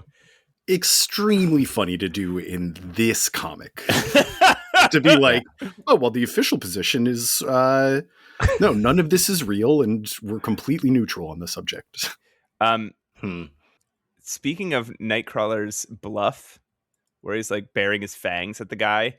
Yeah. He's there's a series of panels where he bares his fangs, he gets closer and closer to the guy's neck, and then the guy gives in. So then Nightcrawler just boops him on the nose. But how funny would it have been if it didn't work? And then Nightcrawler just had to go like, Okay. Sorry. You got me. I'm going to get you over to Wolverine. He'll get some information out of you. Right. Yeah, this happened. There's this one thing. Go ahead. Well, in Magneto's conversation with Scott, it's really interesting because he's like, this has always been their argument against Magneto. Like, okay, sure, fine. If you're a good dictator, like debatable, but whatever. Say you're a good dictator. You've now created a system where it's a dictatorship. What happens when the next guy's not as good as you? Like, who do you leave it to then? And yeah, he says that that it's them. He would leave it to them, the X-Men. Yeah. That's such a how cool deep seed. Yeah. For him to be like, I know that once you see my vision realized, you'll be willing to take the reins and protect it for generations. Yeah. Very, very interesting. I like this stuff. Magneto. Yeah, me too. He's not just like a binary, typical Magneto's coming through and is just evil. There's these semblances of being able to resonate and being like, dang, dude, like I feel you. And then you can be like, maybe not there or maybe not here, but overall as a character, I thought he was pretty compelling in this book. I agree, and I think this is like the Magneto that we start seeing going forward, and it's the best Magneto, right? It is Magneto is as an ideologue rather than Magneto as a a megalomaniac or something. Yeah, just a generic take over the world guy. Mm-hmm. And this is only like the second, maybe third time that Claremont's actually touched Magneto. Oh, interesting. Yeah. It is in his past Claremont written Magneto appearances, we've started to see signs of this, and it's really refreshing to see it fully leaned into. Like, hey, Magneto's a whole person. He's got concerns. He's capable of love. Like, there's a real human here, and it's going to come into play at some point. It's great. Wild. Couple more big themes. Big themes. Number one, Stryker puts himself as the savior to Xavier's torture, using the scripture saying like, hey, I am the light of Jesus. I am the light of God here to offer you salvation. And it's done in a very like science fictional way. He's being psychically tortured, and then a psychic image of God is in the form of Stryker is presented to him. But the idea that you're manipulating scripture to justify hatred is not new. And he piles on a couple of, again, really current, relevant arguments to that, which is that these persecuted groups are corrupting their children, which is how they take over culture. And then also making accusations that Xavier represents the literal Antichrist, which is a panic that evangelicals love to throw people into every few years. But and at the time was happening with D&D. Yes, this was the peak. Like, Dungeons and Dragons is actually satanic and is corrupting your children. Dang. Yeah. Can I tell you guys a funny Antichrist story? Yeah. yeah, please tell me a funny Antichrist story. So when I was like high school age, my parents were still making me go to church, but I was allowed to just go to Sunday school and skip services. I wasn't really a big fan of them. Sunday school was fine. It was a Sunday school designed for high schoolers. So it was this kind of older guy just letting us like talk about our weeks and then saying like, here's how this relates to a Bible lesson or this piece of scripture or whatever. He's a very nice guy. We had some really good conversations. It got heated sometimes because there were some young politically active folks in there, including myself. But he just got older and older as the years went on. And at one point he was like, hey, what we're going to start doing is lessons. We're going to start in like 2 weeks. What I really want to do is start a lesson on the Antichrist. I think it's something that's worth learning about. So get yourselves ready. In 2 weeks, we're getting into that. The next week we had our regular Sunday school, and he said it again. He's like, next week, we're going to get into the Antichrist. And I'll tell you why, because I believe that he is real. And I believe that he is constantly being reborn and reincarnated. And I think the last one that we had was Hitler. And I think the current one that we have is former President Bill Clinton. Oh, no! And the next week, he was no longer our Sunday school teacher.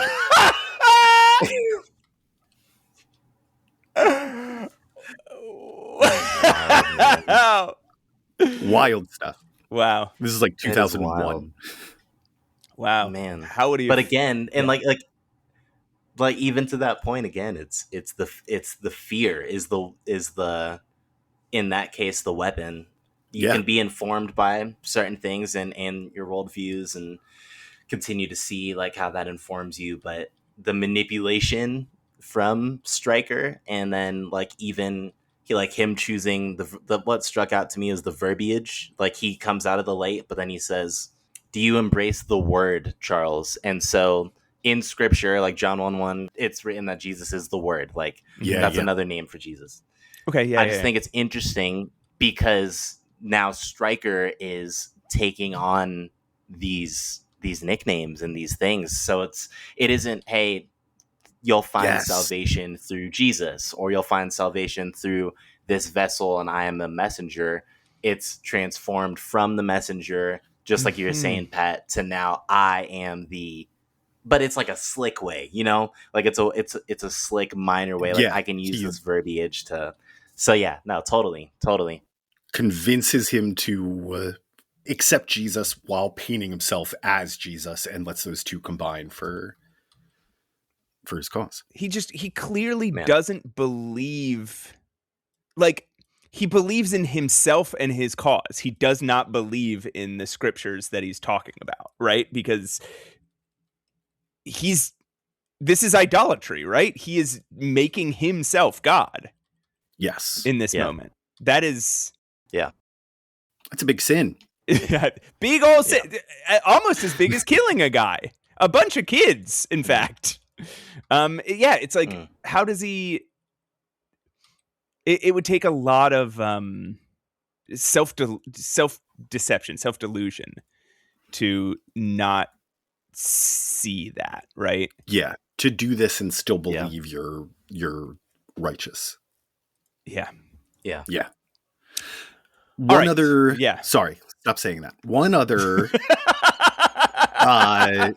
big theme here that I wanted to mention with all the Kitty and Ilyana stuff. This is a 13 and 14-year-old girl being seen by this hate group as adults, which is something that happens over and over again. We can go back to Black people in America and lynchings, and the idea that Black children in America are treated as adults when it comes to the law, or even when it comes to just like people observing them, or the idea that in Palestine that the children that are being killed there are terrorists, or that they were born naturally into terrorism is steep. Before the pro-Palestinian movement gained a little more steam, was a huge justification for the genocide over there. Yeah. That's deep. Wow. Damn, dude. Yeah. All right. Chapter 4, Madison Square Garden. ABC reporter John Cheever let us know that we are less than 1 hour from Stryker's big event. He's a real guy, right? A powerful sermon. John Cheever, was he a real guy? Somebody Google it. It sounds like a real name. It does sound like a real name, and Claremont so often uses real like journalist, like he'll often use NPR people in his thing. But once again, he chooses a novelist.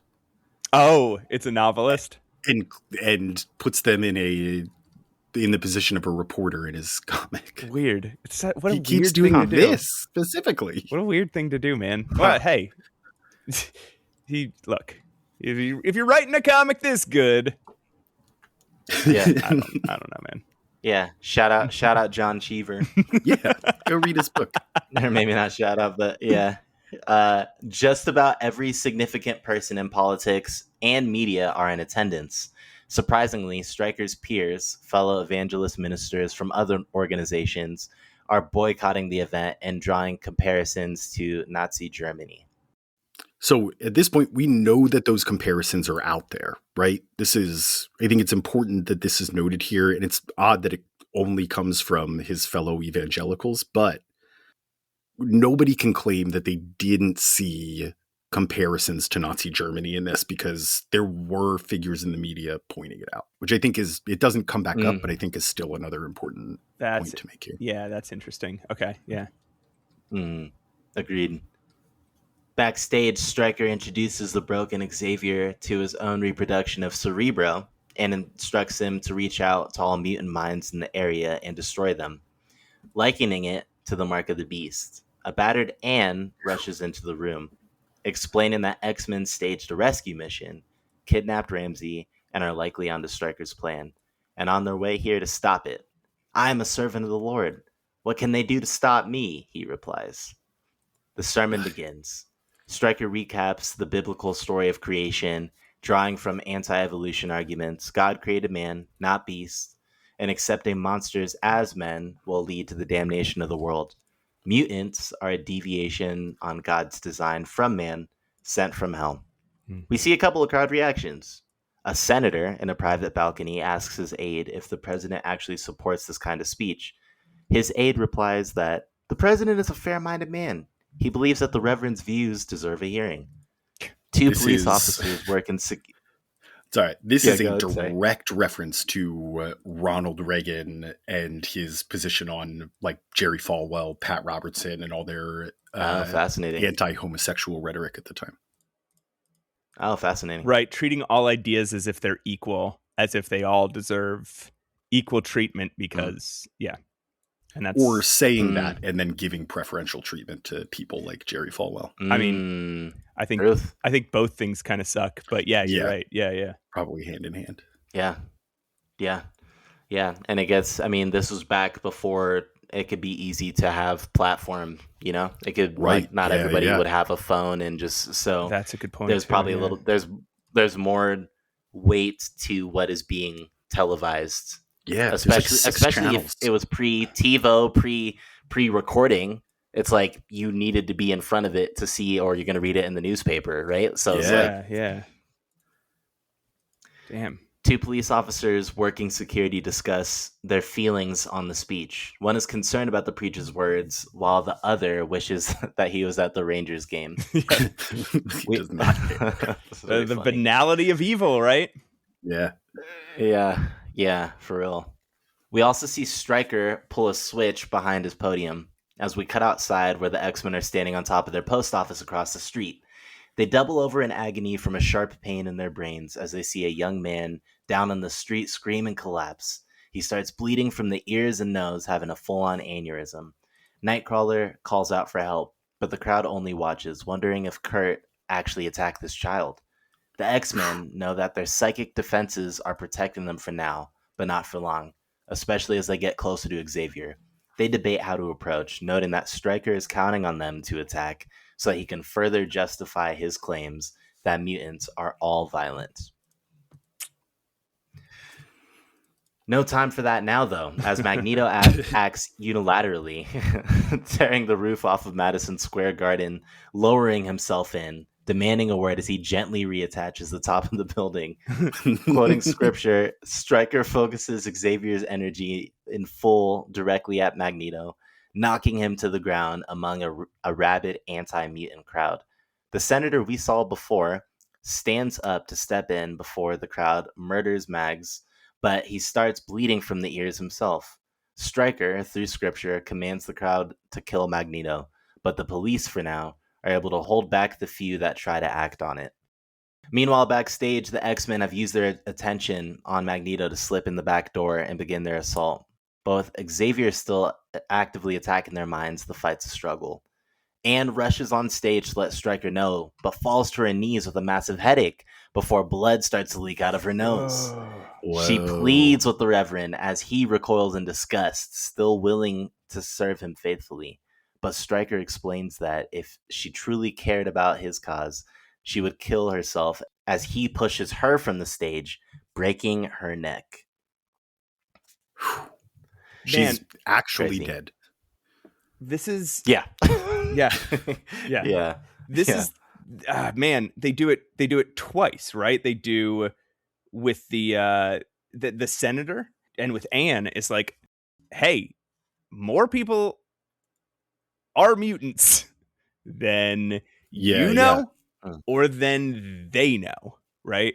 They might not have powers, but it's like, that same sort of thing, like, hey, as people, you have things in common with these people that you decided you hated, right? Yeah. There was in American history, there was a racial segregation rule, the 1-drop rule, right? Where if you had any black ancestry whatsoever, no matter how you appeared, no matter what sort of society you come from, you still count as black for the purposes of the law. I think it illustrates how tenuous the ways that we categorize people are, right? Yeah. It's also, again, and I think he does it most through this last chapter here, but a direct reference to the anti-homosexuality sentiment of the time, right. Of just like anybody, senators, celebrities, your best friends, anybody could be gay, and unless you are involved in their sex life, you probably don't know. Right. I mean, that's the thing. Even now, we talk about with trans people, right? Yeah, and again, it's what is it predicated on? And if there's a sense of fear, again, and if that's going back to 70s, 80s, and linkage to AIDS, if I have my history correct, linkage to AIDS, and like this is where maybe some of the fear comes from, and different things. It's a message can be compelling and powerful without fear, but dang, does fear work well to get people, and dang does that work as a convincer. And I mean that worked effectively as a reveal with Anne. I mean, I was kind of wondering how she survived that jump from the elevator. I don't know if y'all remember when Magneto. Yes. I was like, I don't know. I was like, I'll let it slide, but okay. But then this happened. I'm like, okay. Yeah. Like, she survived that jump. Maybe there's like this way smaller fall, and she lands right on her neck. All right. Right. Yeah. Yeah. Her acrobatic skills fail her at the moment she needed them. Right. So the X-Men, having finally pushed through the purifiers, find themselves struggling to approach Xavier. He knows their moves. He can also read their minds, but they got a plan. Kurt teleports Logan directly above the professor. Yeah. Meanwhile, Scott fires a beam that rebounds off a wall. Kurt drops Logan directly onto the professor, claws first. Ooh. Scott's beam bounces off another wall. Xavier fires a psychic blast at Kurt and Logan, knocking them aside before they can land a hit. This is only a diversion, as he realizes too late, as Scott's rebounded blast hits the professor and knocks him unconscious. Spatial geometry brain. Spatial geometry. Let's go. Cyclops destroys the machine and explains that while they typically consider this a victory and prioritize getting Xavier home, this is different. If they don't put an end to Stryker's madness now, he and his following will only continue to grow, and they will only delay an inevitable holocaust. This ends tonight, one way or another. Enter the X-Men. Upstage onto the national broadcast, where Stryker is shocked to see Storm and Cyclops alive. Cyclops claims the mic with Stryker's blessing. Stryker prepares himself to appear rational and reasonable against Cyclops, just like he did with Xavier. But Scott doesn't take Xavier's approach. Instead, he challenges Stryker to justify what he's saying by suggesting that mutants deserve to live their lives normally, with the same level of peace that anyone else deserves to live with. What, Cyclops asks, makes them any less human? Stryker begins to crack. In a now iconic panel, he shrieks while pointing at Kurt, "Human? You dare call that thing human?" Which it is iconic panel for Yeah. sure. I did crack Absolutely. up the way that he was kind of hunched over. Yeah, You know what I Yeah, mean? yeah. Like, Oh, you know, talking about me? yeah, yeah. You talking about? It's like, I was just chilling here, bro. Like, what are you talking about? Hey, am I gonna catch a Yeah. stray, dude? Yeah. Kitty chimes in, explaining that despite a life of persecution, Kurt is one of the kindest and most admirable people Oh, that she God. knows. If I have to choose between caring for my friend and believing in your God, then I choose my friend. This is Kitty, who, remember when she Right. met Kurt, she was Right. legitimately afraid of him. Hated him. Yeah, she didn't like him because he looked like a monster. And this is Right. how far she's come. And this is how far her friendship and her love of Kurt and the other X-Men has come. And like I think that's really moving. Yeah, no, very intentional, right? Very Mhm. intentional that they chose her to say that. That's good. Yeah. Stryker, now desperate and searching for answers, pulls out the ultimate argument settler, a gun. The X-Men, the X-Men stand tall and proud in the face of it, refusing to meet Stryker with violence. Stryker aims, pulls back the hammer, and we hear a familiar blam. But as we turn the page, we see blood start to trickle from his chest as he drops the gun and starts to collapse. He's been shot. As we zoom out, we see a police officer holding a smoking service revolver. The crowd is shocked silent for a moment, but as soon as the crowd starts to grow restless, the commanding officer explains that Stryker was about to shoot an unarmed girl, and the police acted accordingly. The X-Men, as far as the police are concerned, have done nothing wrong, and they're free to go. In an epilogue, we see Xavier, Magneto, and the X-Men gather around the mansion's big screen TV. The news report that Stryker is alive and is, of course, claiming religious persecution, claiming that he'll be vindicated and cleared of charges eventually. Magneto sees this as a hollow victory. They only stopped one man, and there are already media narratives trying to justify his actions. Right. He sees no way to coexist peacefully long term, and to everyone's surprise, Charles agrees. His mission may have been a failure. If it had all led here to him nearly mass murdering mutants, maybe the only solution is mutant supremacy. Once again, Scott steps in where a defeated Xavier can't. Conquering the world might be possible, but it's not worth the cost, and is beside the point anyway. What Magneto and Xavier aren't seeing is that it's not the battle of mutants versus humans. Mutants are humans. And if there's any hope for the future, they have to start seeing themselves that way. The means are as important as the end. We have to do this right or not at all. Anything less negates every belief we've ever had and every sacrifice we've ever made. It's pretty powerful. It is. And this is like, I mean, it's not necessarily, but if you want to quote scripture in a righteous way, saying like, we need to treat, what is it? The least of these. I'm not going to nail the Bible quote. It's been too long. You got just it. like, Yeah. no matter who it is, we are all people, and the way that you treat the person you dislike the most, Right. to me, Jesus is also the way that you're treating anybody on this earth. Yeah, and it's not the. I think my wife and I have talked about it too. It's the verses where like you'd see something being communicated about enemies. It's not a communication from Jesus saying, "Hey, love my enemy." It's saying love your enemy, which I think is important because it's saying the person that you're not rocking with, or the person that you might miss out on, or the person that you are choosing to be bigoted, whatever. Right. Enter it in the box. It's a higher challenge. So totally, I'm totally resonating with what you're saying, and that's, I mean, Scott turns up. Like, how old was he here? Probably 18. I think he's in like his mid 20s. I think he's in his young 20s. Okay. I think he's maybe probably early like 20s. 20, 22 or 20. Yeah. Okay. It's pretty impressive. Yeah. Okay. Yeah, Magneto acknowledges Scott's position, and the rest of the team agrees. He prepares to take his leave and invites the jaded Xavier to join him.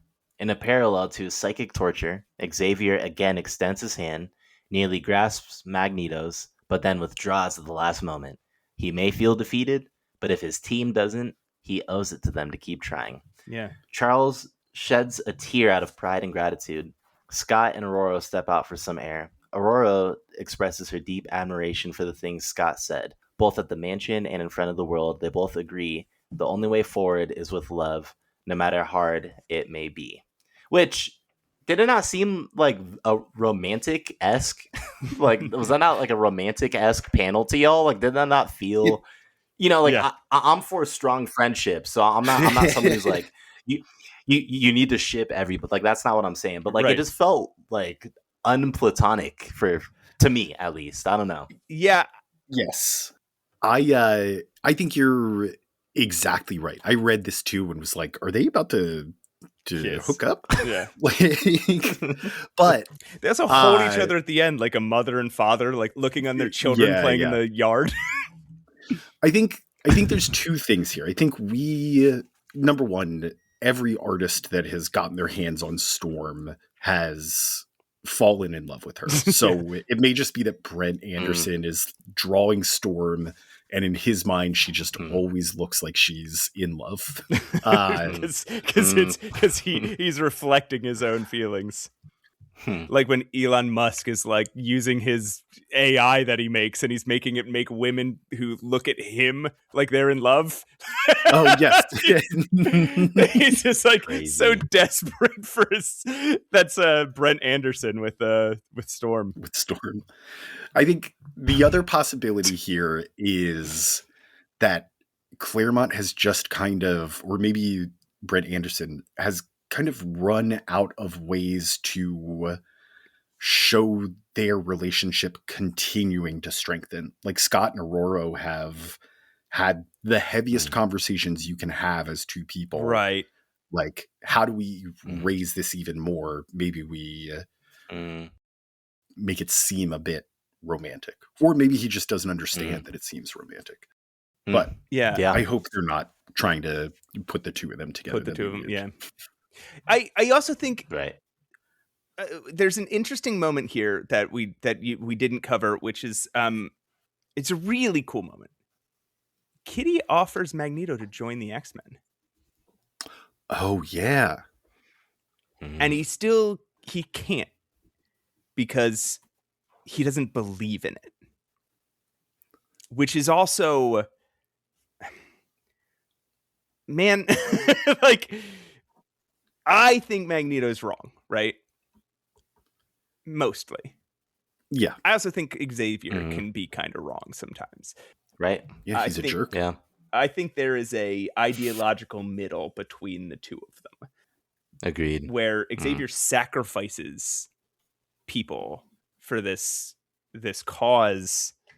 He is supposed to represent the peaceful solution, but he is quick to sacrifice people to find that peaceful end. Right. But then Magneto's idea is, hey, make me dictator. I got this. Which is also pretty bad. Yeah. But the fact that both of them hold these ideologies so strong that they're like, look, we want to work together. We want to be on the same side. We just can't. I just can't do it with you, who I disagree with. And like there's a sorrow there. They regret that, right? Yeah. I think what Scott does here is really important. And I think it's like it's almost the one piece of consistent character development that we get through the issue here. But in this matter, Scott is miles ahead of Xavier and likely from growing up in it, likely from dealing with it all his life, while Xavier's like sort of a trailblazer and didn't quite come up in a world that knew what a mutant was. But Scott's whole point here is, and he says it out loud, the means are as important as the end. Like, Xavier can only see his end goal and isn't seeing the work that goes into meeting that goal. Or at least if he's ready to give up on the dream, then he hasn't seen the work that's gone into that goal. It's really about Going back to chapter 1, where Xavier tries to debate Stryker on television, it doesn't work because Xavier is obsessed with his talking points that everyone has heard and that are being challenged by Stryker to say that, no, there's not a peaceful solution for mutants. Scott, at the end, steps in. He just challenges Stryker instead of saying, instead of like refusing to engage and just covering like the basic, why can't we all just get along stuff. Right. He says, I need you to explain to me why I am not human. And that's when Stryker cracks. That's when the narrative falls apart. That's an informed choice that Claremont's making here. That like, we see it today. You don't beat fascism by just saying, well, what this guy is doing is fascist. And also he's a hypocrite. Like, people don't care about that. People care about seeing these figures humiliated through just challenging what they do. That's a good point. Yeah. Xavier's thing is like, okay, the humans hate us. We have to hide from them. But one day, maybe if we're good and polite, if we're good little mutants, they will eventually accept us and we can come out of hiding. And Scott's like, no, we should be in front of them and saying, hey, if you have a problem with us, you should justify it because we are here. We exist in the same world as you. And we have as much right to be on this stage as anyone else. And I guess that's eventually... that is a divide that we will see. I mean, like 30 years from now, right? When Scott creates his own mutant separatist island, right? Yeah. But where he's just saying like, hey, we have a right to exist. We shouldn't have to hide and wait for you guys to catch up. Yeah. Yes. That's a good point. That's good. Any other thoughts on this whole we have talked a lot. Turns up. Man. Well, I think it feels, because we talked about it a lot at the beginning. We talked about it as it went on. I feel like we've covered pretty like a lot of this. What do you guys have any final thoughts you want to get out? I will go. If you were listening and you listened first and were wondering, is this a comic I should read? Yeah. The answer, I believe, still remains yes. Yeah. And I think my observation about the book in general too is that what an awesome jumping on point for X-Men in a way, even if you are understanding the dynamics, because you even talked about at the end, you have this differing with Magneto and Professor X. So now if you enter into this world, you can look and say, I kind of understand what's going on here, but I want to see more. And I think this book is a quintessential. I'm not saying it's like the most perfect one because I haven't read all X-Men. Right now for me currently, if I had a friend who said, hey, like I want to get into X-Men, like what should I maybe consider? This ends up mapping some of the things that I would suggest because it covers the prejudice, the discrimination, the diversity. Like there's so much in the ethos of it that I'm like, check that out. So if you haven't read it and you listen to this podcast and you're wondering if you should read it, still read it. I think they kind of even know, right, that they are setting up this standard because there's like a lot of introductions to the X-Men and their world in this book. Like this is set up to be somebody's first X-Men comic for sure. Yeah. If you jump from here into the monthlies, you might get a little more space exploration than you're looking for. But no, I think this is great. I think you're 100% right, Andre, that this should be this is an excellent jumping on point just to learn about who the X-Men are, and also because a lot of these characters would stand the test of time, and also what are the major themes for the next 40, 50, going on to 60 years of X-Men from here. I also think it's just good. Like it's the way that it's written, the dialogue exchanges, the character development. I know that's Claremont's hallmark, but He's doing it all right here at its peak. Like every moment we covered what, 50, 60 pages. This is probably half the length of what we usually cover on an episode. And we got so much out of it because I know I've said this before, but every panel is important. It's like watching The Wire or The Sopranos. You need to ingest everything. You can't take a break. But I do have one other thing to say, Matt. What's that? He's got an eye out for stuff that you could buy out. If you had a time machine that you would like to try out, it's Pat Deals and Steals. Oh, What? Folks, by popular demand, even though we read an ad-free graphic novel today, I have grabbed an ad from a past Marvel comic, and I am being very transparent about that right now. This does come from an issue of the X-Men. I do not remember which one, so please don't ask me. I've just been, ever since our listeners weighed in on how we should treat situations like this, I've just been saving fun ads, even if they don't make it to the final edit. So what we have here, there's not a lot of copy here. It is an ad for Lifesavers. You can tell because it says that in the big colorful Lifesavers logo up top. And it says lots of fun and flavors, amazing flavors.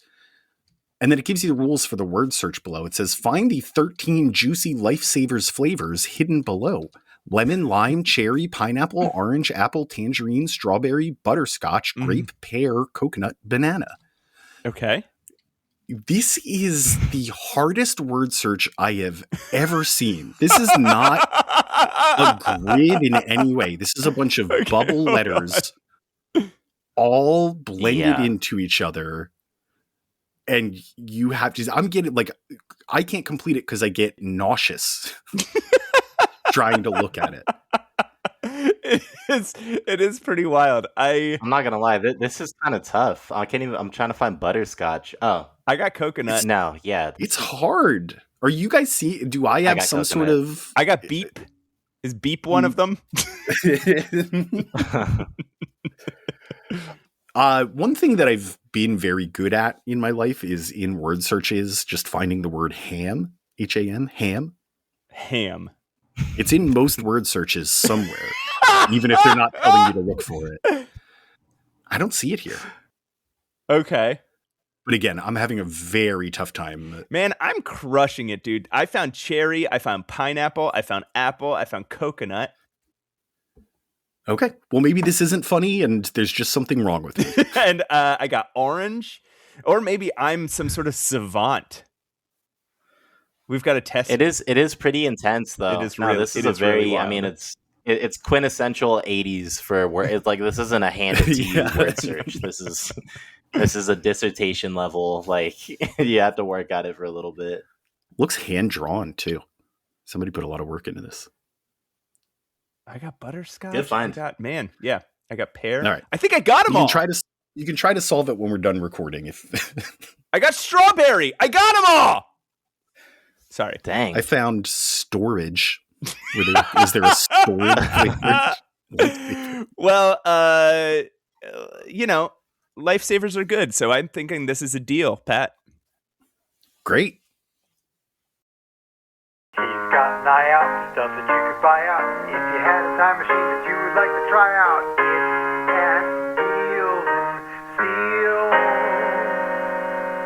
All right, folks. Thank you so much for tuning in. And hey, Andre, thank you so much for being here. Yeah, seriously. Y'all are awesome. You're awesome, and your perspective on this was super valuable, and I'm really glad we had you here for this episode. Again, we loved your video. Everyone go check out Andre's video on God Loves Man Kills. As well as just his channel. Andre, where can people find you? Yeah, and thanks again for that, man. Thanks again for the shout out, y'all, and just this opportunity. On YouTube, if you just search Mostly Andre, so that's MOSTLYANDRE, you will find me doing comic book vids, life vids, and then typically my comic book videos are in shorts, maximum of 3 minutes.